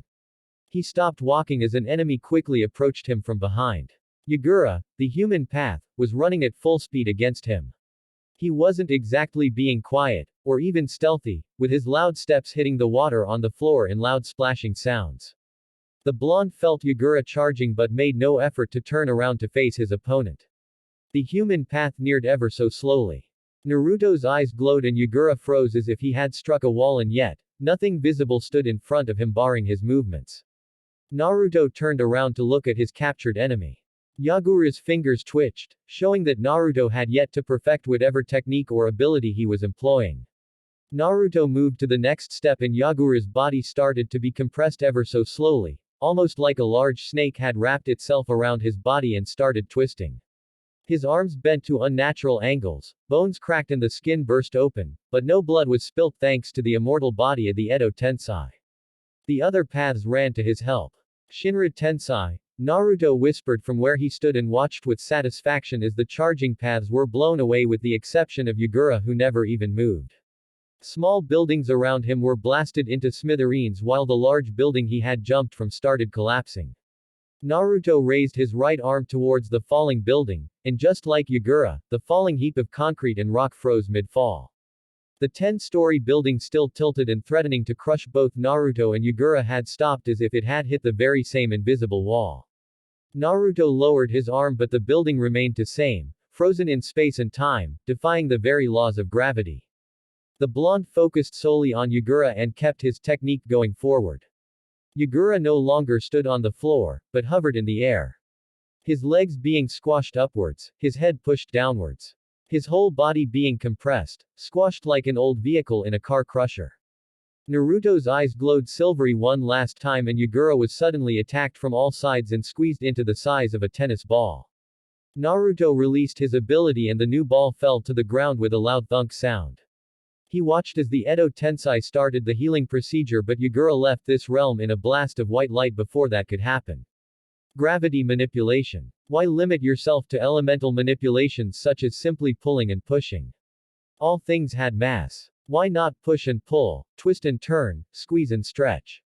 Yagura had been his first victim. His body had been target of multiple gravity fields from all sides resulting in him being crushed into virtually nothingness. So much to improve, so much to learn, Naruto thought with a chuckle, looking at the frozen building, unaffected by gravity. Shinobi spent all their lives training to become strong, honing their abilities and yet they barely scrapped the bottom of what they could do. The pinnacle of the fire release was to breathe fire, control the hotness and even range of the technique. How simple. Even a genin can spit a fireball, and we call masters to those who can manipulate this fire simply by changing their shape, power and range. The pinnacle of water release is just that, spitting and controlling water. Hinata herself had spent her whole life focusing on her main element and, while she is already regarded as the best water elemental, there was still so much to learn. She pushed so many barriers but there was still so much to learn, to hone, to perfect. Immortality. That would give Naruto the time to hone every single of his abilities to their peak, their maximum power, their maximum efficiency. Great. Naruto thought with a chuckle. Now he sounded like Orochimaru in his eternal quest to understand everything. Naruto laughed at the absurdity of the comparison. He was broken from his thoughts when the sky was lit ablaze by a tailed beast ball. Naruto twisted his wrist and used his newfound skill to metaphorically grip the 10-story building. The ground shook briefly as the building broken its foundations and rose into the air. Naruto effortlessly sent the colossal building towards the paths, like he was throwing a simple pebble stone. Yugito and Roshi were squashed under the structure, unable to run away or protect their bodies against the colossal construct of rock. The village shook with the impact and Naruto turned to the last path to be defeated. Utakata, the animal path, was the remaining enemy in the field before he moved to the final boss. Kuchi, Kamui, Naruto whispered before Utakata finished his summoning. He focused on his chest and ripped a hole where his heart was supposed to be. Utakata gave a surprised gasp and fell to the ground unmoving. Naruto approached the downed enemy and quickly dispelled the Edo Tensei, allowing Utakata to be free once more. Naruto felt a massive spike in chakra and watched as Madara summoned his perfect Susanoo in the distance. It was like Hinata had described it. Big. Imposing. Naruto saw Kurama get knocked down and finally immobilized by several trees. The blonde ran towards the site. It was time for him to step in and face Madara once and for all. With Kurama Madara, Kurama snarled, snatching the Uchiha midair and plummeting to the ground with his prey. Madara's Susanoo ribcage shielded him from Kurama's claws as both crashed into the ground of the rain village. I dreamt of this hour, Kurama said gleefully, showing a row of sharp teeth and pinning the Uchiha under his massive claws. The hour I could rip you to shreds, Kurama said, pushing the Uchiha farther into the earth, his ribcage shield cracking under the pressure. Madara focused on the Biju, his silver eyes glowing with power. The Biju allowed an arrogant smirk to grace his lips. You are foolish, Madara. Naruto and I are still bound together. I'm above your petty illusions now, Madara grunted before clasping both hands together inside his shield. The ground rumbled as trees burst forth, pushing Kurama backwards and entangling his limbs until he was trapped on the ground. Mokuten, wood style. Kurama whispered in sheer disbelief from the ground. Madara said nothing and slowly climbed to his feet, his ethereal shield disappearing from view. Honestly, Madara scoffed and crossed his arms in front of his chest. What did you expect to happen? You think you could charge against me and crush me that easily? Please. You are nothing but a filthy beast, a mere chakra conglomerate. Madara smirked when he saw the Biju snarl and felt his power chakra twist in anger. With a deafening roar, the tree bindings were shattered and the great Kyuubi rose once more until he stood looking down at Madara from his imposing size. You will lose, Madara. And I will take great pleasure in being part of your defeat, Kurama snarled before jumping forward, the ground cracking and shaking with each step he took. Madara braced himself as he saw the Kyuubi get ready. The massive Biju broke into a run. Madara stood still, waiting patiently for the beast get near him. Kurama raised a paw to the air and brought it down swiftly. A deafening shockwave rose from the impact, leveling the buildings around. Moments before Kurama had struck, Madara had jumped to the side and high into the air. He had avoided the shockwave by landing on Kurama's nose. The Biju roared in rage before furiously shaking his head to get rid of the parasite in his head. Madara started running around Kurama's body, much to the Biju's annoyance. Kurama threw himself to the ground and started rolling, trying hopelessly to squash Madara beneath his body. Madara simply ran around Kurama's body while he rolled on the flattened ground. With a swing of his tails, Kurama struck himself on the torso and finally managed to get Madara to jump away from him.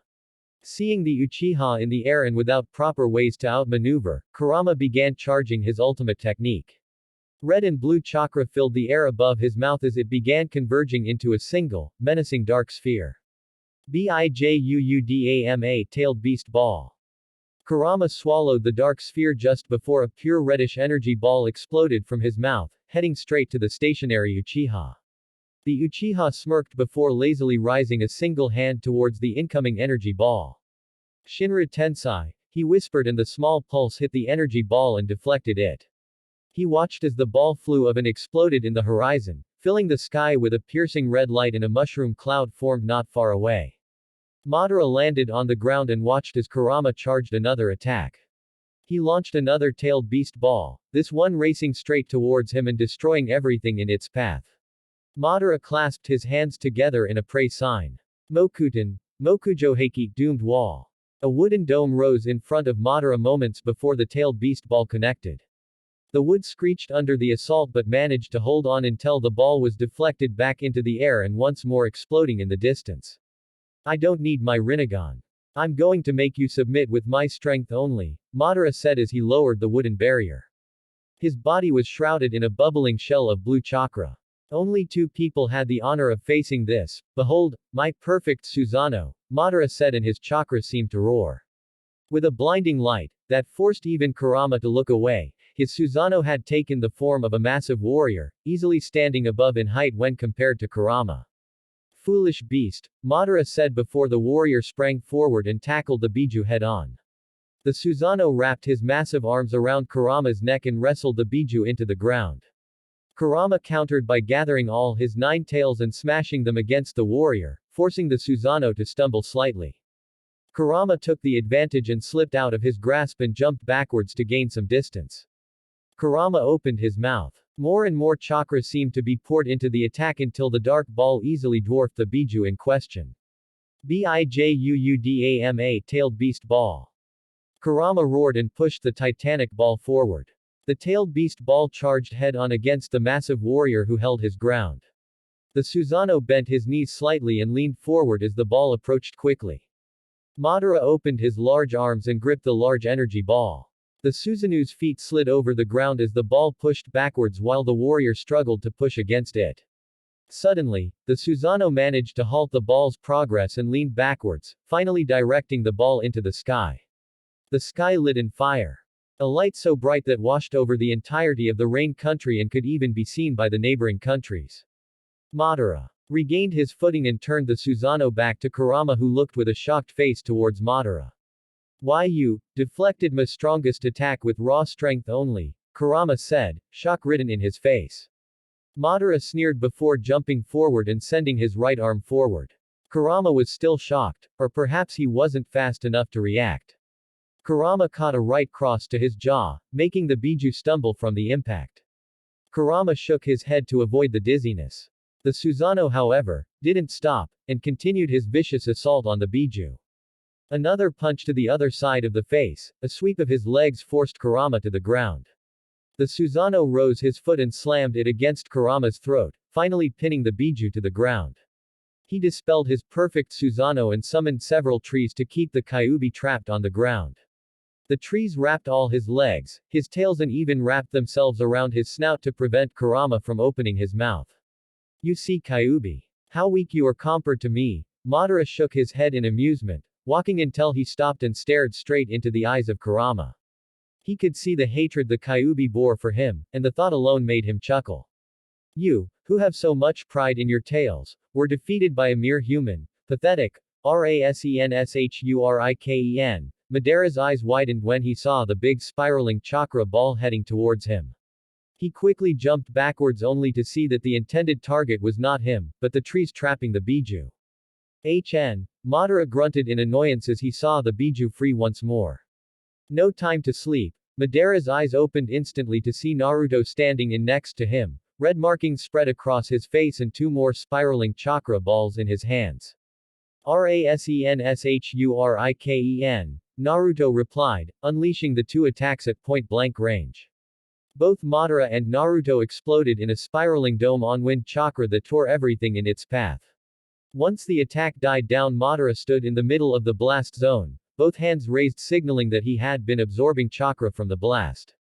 Bastard, you almost killed me with that, Madara chuckled, looking at the original Naruto next to the Kyuubi. You did well, Kurama. But the rest is up to me, Naruto said softly, running a hand over Kurama's fur. The Biju said nothing and simply disappeared in smoke, going back to the seal. Naruto turned back to Madara, who stood there simply watching him. It's only the two of us now, Naruto said, walking until he stood a few feet from Madara. Perhaps, Madara commented and slowly raised his right arm. Naruto narrowed his eyes when he saw Madara do one half of a hand seal and simply stop as if waiting for something. Naruto's eyes widened slightly when he realized what Madara was waiting for. A smile tugged his lips as Naruto brought his arm upwards and performed the same thing, mirroring Madara. The Taretsu no in, seal of confrontation. No more words were spoken as both shinobi jumped forward and their fists met with loud bang. The real battle had begun. With the allied shinobi forces away from the village now, Hinata yelled to the remaining forces of the allied shinobi army. Suddenly the grumbled and the sky was lit ablaze, pushing the clouds away and vaporing the rain. She heard yells and shrieks from several shinobi as everyone moved even faster away from the village. Everyone was running without looking back when the sky was filled with a light so bright that almost everyone stumbled, their eyelids unable to block the piercing light in the sky. Good luck, Naruto-kun, Hinata bit her lip and kept moving forward without looking back. There was nothing she could do. With Naruto and Madara their fists met with a deafening bang. Madara threw a fast left jab only for Naruto to parry his strike to the side and counter with a jab of his own. Naruto aimed for his throat, attacking with crippling and deadly strikes right from the beginning. However, Madara simply tapped Naruto's arm away, making him miss the target and swing past Madara's head safely. As they both countered each other like mirrors, they found themselves in a stalemate. Both shinobi locked with each other, struggling to overpower their adversary. The ground rumbled and cracked, the water rippled as their chakra saturated the air, giving them a feeling of heavy pressure. As if they were twins, or maybe it had been the Sharingan's predictive abilities, both Naruto and Madara managed to free the same arm and went for a strike. Their palms stopped a few inches from each other. Their eyes met, silver clashed against silver as both shinobi bellowed, Shinra Tensai, both shinobi held their ground as the gravity pushed against each other.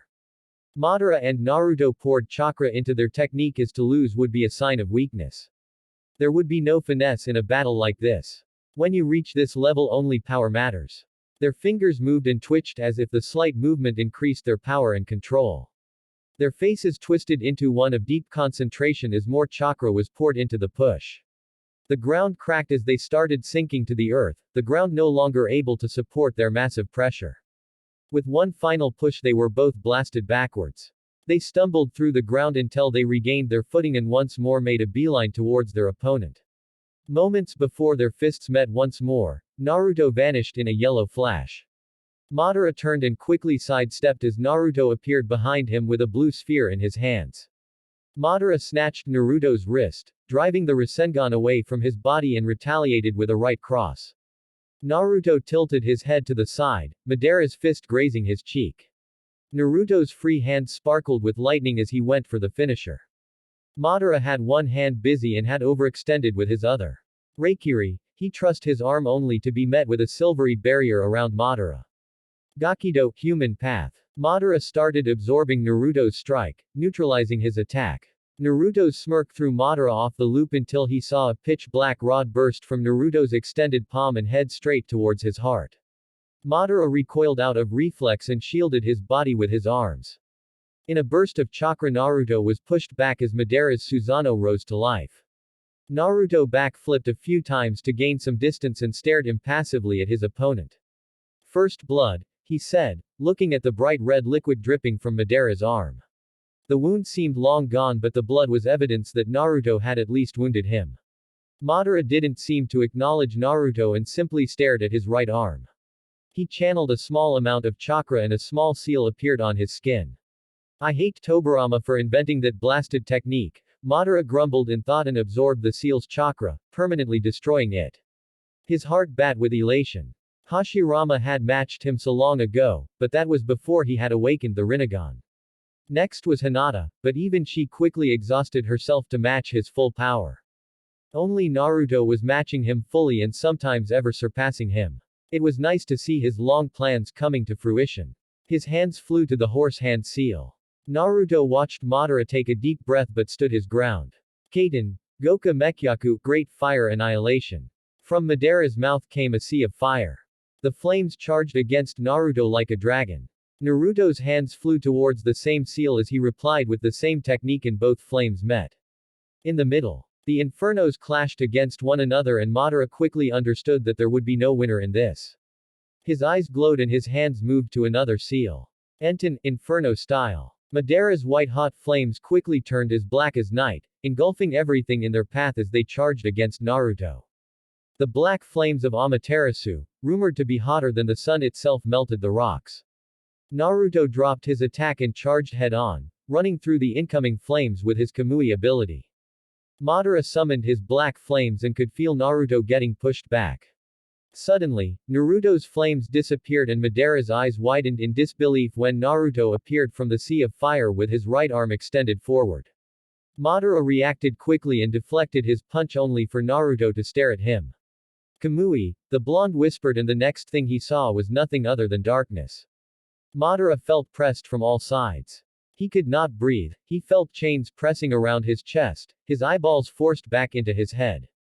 With the remaining time he had before he was fully absorbed, he made a clone that quickly bumped him to the side. Madara watched with fascination as his clone was torn to shreds and absorbed into Naruto's dimension. All of this in the blink of an eye. Madara, however, knew very well how the Kamui worked. Amaterasu, he whispered swiftly, taking advantage of Naruto's solid state for a few brief moments after absorbing his clone. Naruto exploded in black flames and quickly fell to his knees crying in pain. Naruto absorbed the trauma, swallowing the pain and burying it deep in his mind. His first conscious was rage. Shinra, Tensai, he hissed, and everything around him was blasted to smithereens. The black flames burning him evaporated, the wind was forced back alongside Madara and every single building in a mile radius. You underestimated him, Kurama said and watched as Naruto coughed and got back to his feet. Half of his face had been burned but was quickly healing back up. Naruto had not felt physical pain in a long time. In fact, he had never felt much physical pain after his early years. Naruto tore the remains of his upper sleeve and threw it on the floor. He took a calming breath, knowing the rage and anger would not give more power. He watched Madara digging himself out of the rubble from the previous blast. Rasen Shuriken, Madara looked up to see a spiraling shuriken flying towards him. He jumped to the side as the attack landed safely away from him and exploded in a dome of destruction. Madara felt a chakra spike and could look in astonishment as several more Rasenshurikens flew towards him. He jumped again, sliding through the ground as the shurikens missed him but destroyed anything that they hit. His chakra surged and his purple Susanoo enveloped him. Madara summoned his swords and proceeded to dismantle the incoming attacks with practiced ease. Enough of child's play, Madara growled, pushing more chakra into his ultimate weapon, the greatest ability of his Sharingan, and summoned his perfect Susanoo. Show me your true power. As you wish, Naruto answered neutrally. Silver chakra surged around Naruto, shrouding his entire body in a bubbling storm of energy. And like a requiem of destruction and power, a figure burst into existence, pushing the air back. It was completely silver in color, neither too dark nor light, with the exception of completely pitch-black eyes, so dark that they could be mistaken by hollow sockets instead of actual eyes. Long, shaggy white hair that reached its waist with sharp, jagged teeth and two massive horns protruding from its forehead. A samurai-like armor, forming robes, pointed shoes and body armor on its shoulders and waist. Over the armor, a large white garment and on his back, bony and featherless wings. Never forgetting the twin scythes strapped to his back. The two titanic Susanoo stared at each other, each one bigger than mountains and more destructive than any Biju. They both sprang forward, the ground quaking with step. The earth shattered and the rain village was now nothing more than rubble littering the floor. Nothing stood higher than 10 feet of the ground. Their fists met with a shockwave that rocked the ground. Madara threw a left jab only for Naruto's Susanoo to phase through him. Impossible. He can use ninjutsu with his Susanoo. Madara's eyes widened in shock until he felt a powerful kick on his back. His armor dented ever so slowly as he twisted midair and regained his footing. Enten, Goka Mekyaku, Inferno style, Great Fire Annihilation. Madara's Susanoo instantly brought his massive arms forward and shielded his face and upper portion of his chest against the dangerous ocean of black flames.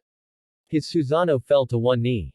Madara felt the ridiculous drain on his chakra to continuously regenerate his shield against the black flames, even with his Senju-enhanced body. He looked to the side and saw the collapsed buildings melting into a puddle. The ground beneath bubbled as the rock turned red in color and his Susanoo started to sink into the melted substance. Madara got a foothold and pushed forward, swinging his arms in a wide arc. The black flames receded slightly, giving enough time to punch Naruto, forcing his Susanoo to take a step backwards. If his Susanoo is superior to mine, then I need to take that out of the field, Madara thought to himself with slight resentment. He had always prided himself on using his perfect Susanoo as his ultimate weapon. But now it was obsolete compared to an equal shield who could use ninjutsu freely. Madara took the given opportunity and immediately performed 3 hand seals. Tengai Shinsei, Shattered Heaven. The clouds parted to show a massive meteorite plummeting towards both Madara and Naruto. It seemed Madara was willing to sacrifice his Susanoo if it meant he would take out Naruto's as well. From inside his Susanoo, Madara rose his hand to the sky. Bansho Tenon, Universal Pull. He closed his fists tightly as if metaphorically squashing a bug in his hands, and pulled down, drastically increasing the speed of the incoming meteorite. The meteorite gained a white-orange color as the air around it burned due to the added speed. Madara kept his gravity pull, ever increasing its speed until the meteorite looked like a cataclysmic ball of fire coming down from the sky. It was like the Armageddon, the end of all things. Madara stopped his pull and was kicked backwards. Naruto drew his full attention towards the incoming threat. Naruto, Kurama said with a very serious tone. You need to stop that. A meteorite of that size and speed will annihilate the Rain Country in seconds. The fallout would most likely end all life on Earth, Kurama warned, and Naruto nodded without hesitation. Naruto's Susanoo looked at the red sky and stood his ground like an unmovable object. He slapped both hands together and slowly drew them apart, a silvery sword appearing as he did so. He flicked the newly formed blade towards Madara, pushing the man back as he turned to deal with the meteorite. Jinten, Dust Release. The silver sword gained a vibrant white line over the cutting side. Sarasu, Slash. He brought his sword to the sky in a wide, sweeping stroke. A pure white, crescent-like wave was unleashed towards the meteorite.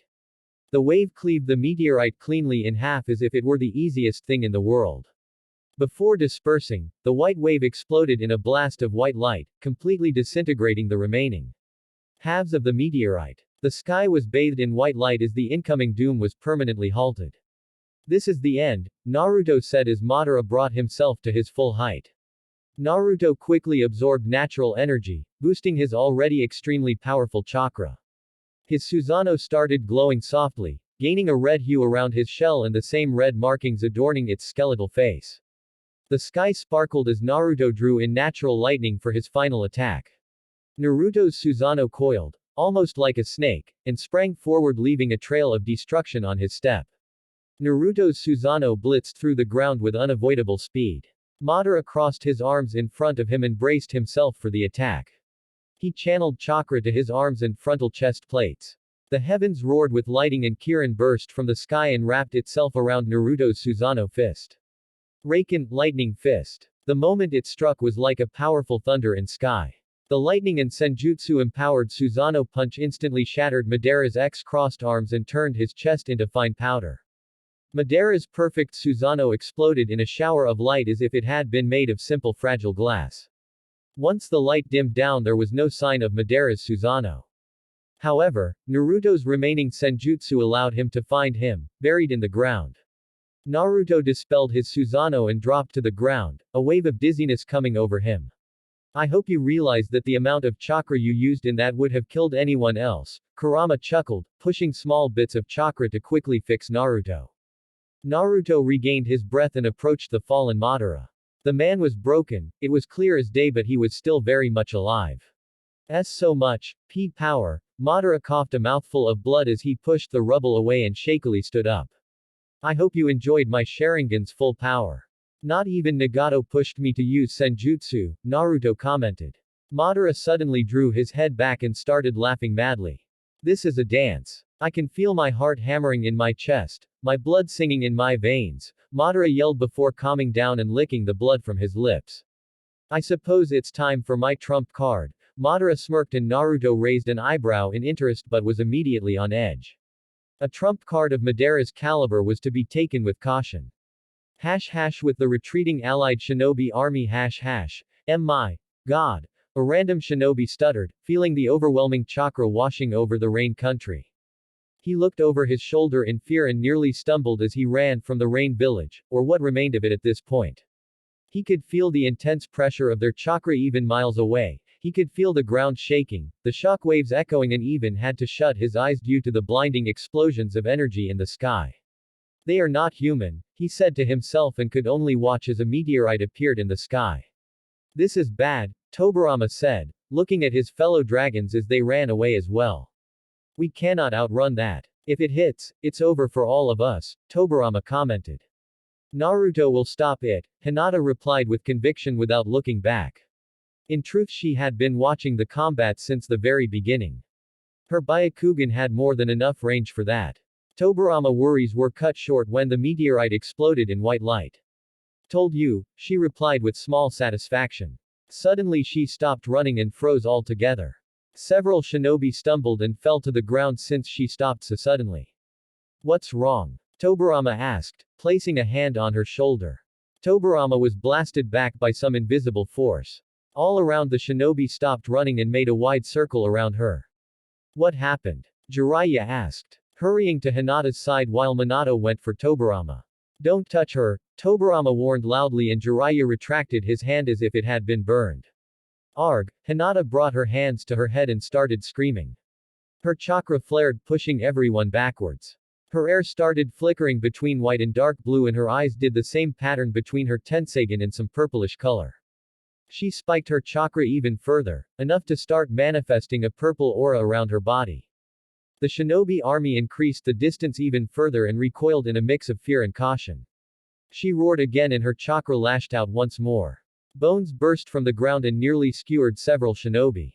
Shit. Get back. Get back. Minato cried as everyone scrambled away from her, leaving only Minato, Tobirama and Jiraiya standing the closest to her. Hinata dropped to one knee and turned towards Tobirama. Impossible. Tobirama looked in disbelief at Hinata, who now bore the tensagen in her left eye and a rinnegan in her right eye.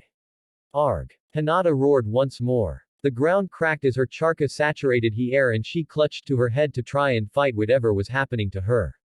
With one final shockwave, she stopped struggling and lowered her hands to her sides. Hinata. Tobirama called out. The girl turned to him and now bore two Rinegans, one in each eye. Hinata rose a single hand and spoke with a very familiar voice. Shinra Tensai, Tobirama, Minato and Jiraiya were blasted at point-blank range and dropped into sweet unconsciousness. With one final smirk, Hinata dashed towards the battle between Naruto and Madara. With Naruto and Madara trump card. Naruto asked with caution but Madara said nothing more. The small smirk gracing his lips was cause of worry as it was. What? Naruto's question was interrupted when something smashed against the side of his face. He was sent flying, stumbling through the ground and walls until he finally came to a stop a few feet away. Naruto shook his head, pushing away the dangerous unconsciousness. What hit me? Naruto asked with confusion, his vision still blurry. He felt a metallic taste in his mouth which was without doubt blood from the impact. But he also felt something extra. He spat it to the ground and found himself surprised to be looking at one of his molars, still bloodied and everything. Damn, Naruto said, licking the bloody hole in his mouth. He got up only to come face to face with Hinata. What? He forced to duck as Hinata engaged in a taijutsu battle against him. What are you doing? He asked in shock as he dodged another fast palm strike. It was then he noticed her eyes, a pair of Rinnegan eyes staring right into his own.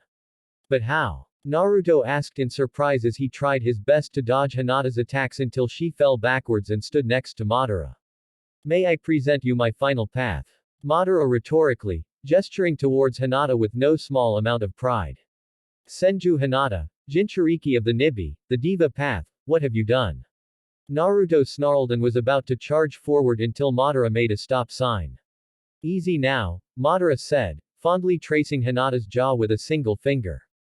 You wouldn't want to harm your precious wife, would you? He asked with a smirk while Naruto raged inside. How? Naruto snarled. How you ask? Madara asked with amusement. It's simple really. My kidnapping of Hinata served several purposes. One of them was placing a small black chakra receiver in her heart, Madara said and Naruto's eyes widened in shock. But how did she not notice? Naruto asked out loud. Let's be honest, Madara grew serious once more, his outgoing attitude forgotten. You, as a shinobi, have no weakness. However, as human being, you have one very easily identifiable weakness. And that is your love for her. Even a blind man could see the bond you two share. And this particular weakness is so very easy to exploit, a small medical procedure to implement a chakra receiver around her heart. She never noticed it because the soreness she felt after our battle, Madara commented, feeling it had been one of his greatest moments. She has a very powerful chakra. But not enough to fight against mine. Maybe a few more years and I would have been unable to control her, Madara finished and Naruto was shaking with anger. I'm going to break you, Naruto roared. Come, Madara taunted as Naruto blitzed towards him only to be intercepted by Hinata. Hinata easily caught Naruto's fist and replied with a fast punch. Naruto used his Kamui, forcing Hinata to lose her grip on him. Naruto took a step back, avoiding a fast right hook and immediately ducked under another jab. Naruto dropped to the ground and rolled to the side as Hinata countered with a spinning kick. Did you reach Matabi? Naruto asked, hoping desperately that Kurama had managed to contact either Hinata or the Nibi. No. His chakra is suppressing the Nibi. I can't reach her, Kurama grumbled in reply, watching his host dodge every single of Hinata's fast swings and leg strikes. You need to neutralize her, you think? Naruto bit back harshly. Don't snap at me. I'm trying to help, Kurama retorted back, not even offended by Naruto's rough answer. Shit, Naruto cursed as Madara joined the taijutsu battle and Naruto found himself easily getting pushed back against two highly skilled hand-to-hand combatants. Naruto grabbed Madara's wrist and used his arm for leverage, sidestepping Hinata's strike.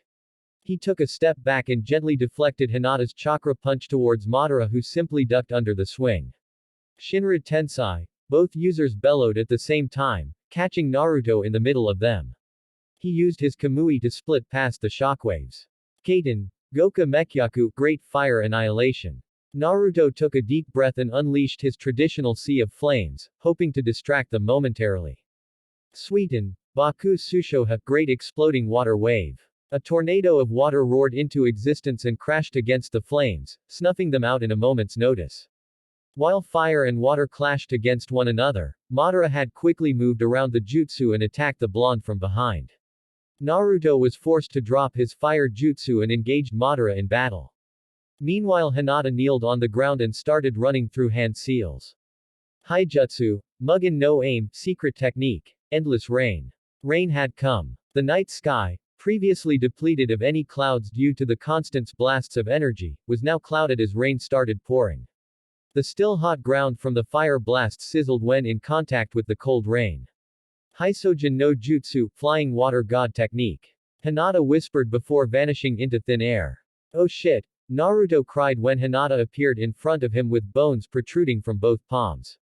Naruto ducked under a swing of Hinata's arm. She vanished and materialized herself behind him. Naruto tilted his head to the side, allowing another strike to pass by harmlessly. Naruto, still ducked, swung around and swiped Hinata's legs. Hinata jumped in the air and instantly vanished from sight when Naruto rose for a strike. Without looking back, Naruto sidestepped a strike and grabbed Hinata's outstretched arm. Shinra Tensai, she replied, forcing Naruto to dodge with Kamui and released his hold of her. She jumped backwards and sided with Madara once more. Something is wrong, Naruto thought, looking carefully at Hinata and taking in everything about her.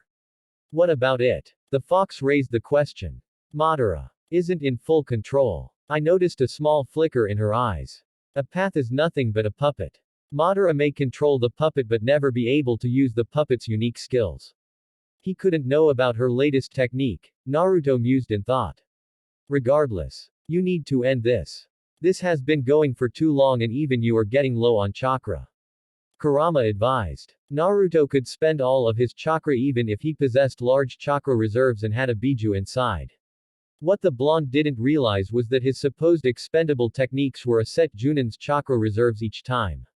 She won't be easy to pin down now that she has her version of the Hiraishin, Naruto thought grimly. Of all the times for her to develop her own space-time technique, it had to be days before the enemy managed to control her. Rinbo, Hengoku, Limbo, Border Jail.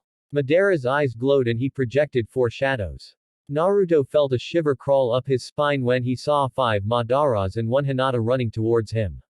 He couldn't use high-powered techniques without dealing with Hinata first. She was still in there, trapped inside and could feel everything.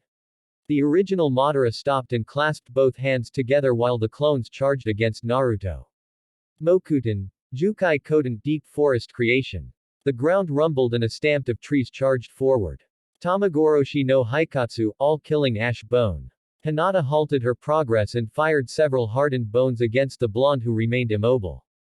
Naruto closed his eyes in concentration, but even through the eyelids you could see an unusual glow in his Rinnegan. Onmyoten, yin-yang release. Naruto began, putting the palms of his hands slightly apart. A small, whitish-colored and translucent ball appearing between his hands. Bansho Kiyomu, nihility of all creation. He bellowed, clasping his hands together. The air around him rippled as the small ball was crushed between his hands. By removing the physical composition, or the yang chakra, Naruto could reduce everything into nothing. There was no epic blinding light, or even a loud bang of destruction and death. The ground did not shake or tremble, but the effect was clear nonetheless. The flying bones vanished moments before coming in contact with Naruto. The sea of trees seemed to evaporate, as if they were never there in the first place. Even Madara had stopped his attacks completely befuddled to what he had seen. Things didn't disappear into thin air. Naruto opened his eyes, his Rinnegan glowing as he disappeared from view only to appear a few meters away from the original position. His right arm extended with a black metallic rod protruding from his hand.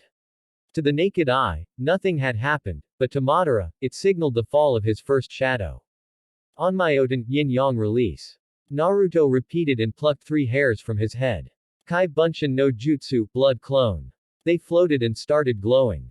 Each hair formed a ball until it started expanding into a humanoid form. Their skin started bubbling as several details became apparent: blonde hair, whisker marks on his cheeks and silver eyes to match. Eliminate the shadows, Naruto ordered, and the blood clones nodded and disappeared. Blood clones were actually made of bone and flesh, and living in every sense of the word. However, they were nothing but empty shells, deprived of soul since Naruto's soul was still in the original vessel. These clones were weaker, but more durable and enough to deal with these shadows. I see, Madara acknowledged in thought. So these are the abilities of a perfect Rinnegan. Time and space manipulation. Creation and destruction. Madara's chakra surged forward once more, and for the third and final time, his perfect Susanoo rose into existence. Next. To him, the water started getting restless. It seemed that the entire water in the whole rain village was vibrating. The water started moving, as if it had a mind of its own, and started congregating near Hinata. The water linked with Hinata and started climbing its way through her body. It started at her feet and moved up over her legs until her whole body was covered in water from head to toe. More and more water rushed towards her. From deep underground, from the surface, from the air. Mere seconds into it and Hinata's body had been hidden behind a massive water sphere. The sphere started shaping itself into a humanoid form. The main body of water seemed to remain afloat while two arms and legs were molded. This water elemental was big, as it stood side by side with Madara's perfect Susanoo, both equals in height. The elemental had two long, sweeping arms that reached ground level. His head was flat, with no apparent nose nor mouth with the exception of two glowing white orbs, which Naruto figured to be its eyes. This water moved frantically like it was in constant motion. You are at a disadvantage, Madara commented from his Susanoo since Naruto had yet to summon his. He had been busy admiring Hinata's elemental. It's 2 against 1, you are wrong. Naruto replied with a small smile, making Madara raise an eyebrow in interest. I have never been alone, it's been a while, Kurama said from his mind, watching his vessel approach him and raise his fist. Indeed, Naruto agreed with a grin, mirrored by the fox. Their fists met. His clothes flared briefly before his form was shrouded in a cloak of yellow flames. His whiskers had darkened and his whole body seemed to be surrounded by fire. Susanoo, Susanoo, both Naruto and Kurama called simultaneously. Their combined chakra surged forward in an explosion of power. A golden warrior shimmered into existence, easily toppling Madara's Susanoo in size. It seemed a hybrid between Kurama and Naruto's Susanoo. The hands had been replaced with razor-sharp claws. The head had stretched and flattened little bit, giving it the form of a snout and a more feral look.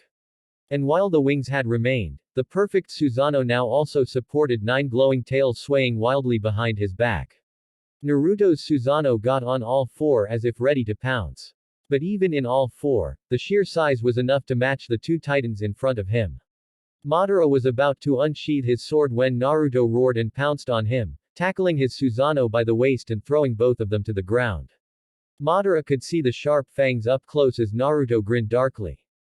Naruto's tail secured all of Madara's Susanoo to the ground as he began his relentless attack on Madara, sending punch after punch.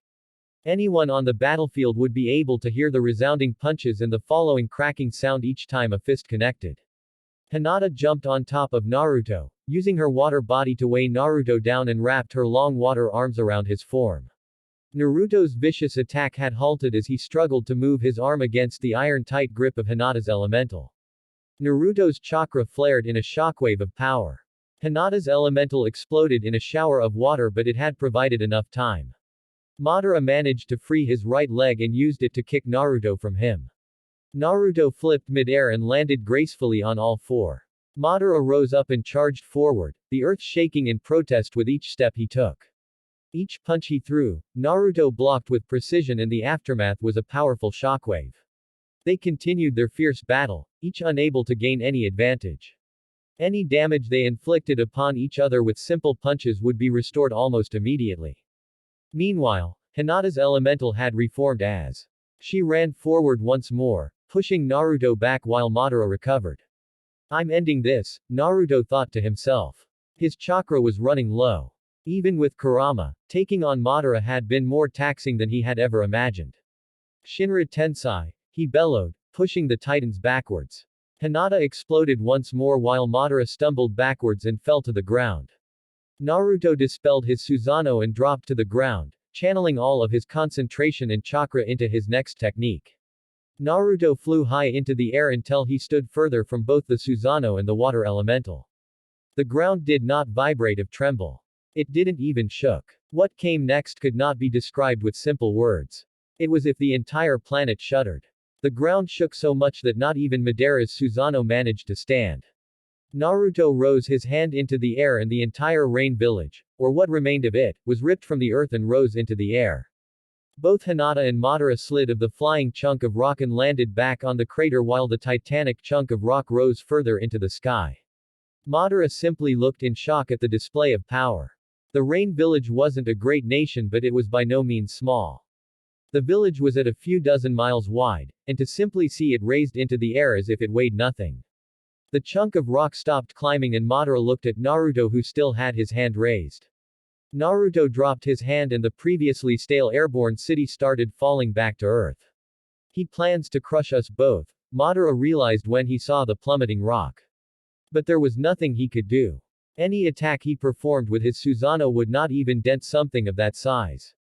And he wouldn't be able to outrun it either. Madara watched the rock approach and braced for impact.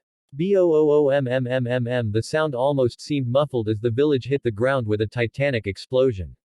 First was the shockwave, vaporizing any water nearby and completely flattening the surface with the exception of the crater. Next came a cloud of dust that covered the entire area, leaving Naruto with zero visibility on what had happened. Naruto waited for the cloud to dissipate and looked around. There were no sign of Madara, but neither Hinata. He was about to absorb natural energy to try and sense them when he heard a small bubbling sound. He saw water coming through several cracks on the ground until it reached the surface. It was with a mix of relief and surprise that he saw Hinata reforming. But he shouldn't be that surprised. Since she developed her water body technique, physical attacks would rarely work against her. That and the bloody rain had returned. He felt a small flicker of chakra and saw Hinata disappear. Hinata appeared behind him and thrust her arm forward. Her white bone piercing through his chest cleanly until her palm stood in contact with his back. Naruto felt himself crumbling into dust. Perfect, he whispered and his Rinnegan glowed once more, mere moments before he completely turned to dust. Kuranosuke, god of time. Naruto's time ability went to work and everything started rolling backwards just like someone who had pressed the rewind button on those old movies. His body started reforming as Hinata pulled her arms backwards and vanished into her original position several feet away. Naruto's eyes pulsed and everything returned to normal. But this time, Naruto knew the future.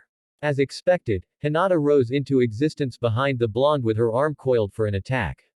However, this time a second Naruto appeared behind her and looped his arm beneath Hinata's and over her the back of her neck. Chidori Nagashi, the clone forced lighting to course through Hinata's body to prevent her from escaping with her water body. The original Naruto grimaced and thrust his dominant arm forward. Reikiri, Naruto's hand sparkled with lightning as it went through Hinata's chest completely, taking out the clone holding her as well. The attack did its job and destroyed the chakra receiver in her heart. Naruto collapsed to the ground with Hinata in his arms. Her eyes had returned to the traditional hollow look of the Byakugan along with her hair to the dark blue color. He placed his hand over the hole in her chest. Naraka path, his hand glowed green and he watched her bones mending together, her flesh stitching itself until the wound was long gone. She took a deep breath and blinked. That hurt, were her first words, although the tone was much more playful. Took you long enough, Naruto laughed and got up with Hinata by his side. Some say a reikiri to the chest is the fastest way to a girl's heart, he said while Hinata just laughed softly. They quickly remembered the situation and turned their attention to the enemy in the field. Madara's Susanoo appeared to be digging his way out the ground. So not even that was enough to kill him, Naruto sighed, taking a long breath and running a hand through his long hair. I guess I will have to resort to that, no. Hinata said quickly, placing a hand on his chest in a stop motion. He could swear he saw a glimpse of fear in her face. If you lose control it will be the end of everything. I won't lose control, Naruto said, but Hinata remained adamant. Trust me, Naruto said softly, taking her hand. I would never risk this if I didn't know I could pull it off, Naruto explained and Hinata nodded slowly. Keep him busy, the blonde said and Hinata nodded, dashing towards Madara in order to keep him busy for a few minutes. Are you sure? Kurama asked quietly. You as well. Naruto asked in disbelief. Forgive me if the state of this planet and the surrounding universe is of small concern. You will destroy everything should you fail, but I guess either way Madara is going down, Kurama replied sarcastically. Give me the rest of your chakra, Naruto asked, and the Biju muttered a few profanities before giving the remnants of his chakra to the blonde. Kurama walked back towards his cage and curled together. Naruto took a deep long breath, filling his lungs with oxygen and releasing it slowly. He closed his eyes and buried the sounds of Hinata's battle with Madara deep into his mind. He placed his arms slightly apart, his palms facing each other.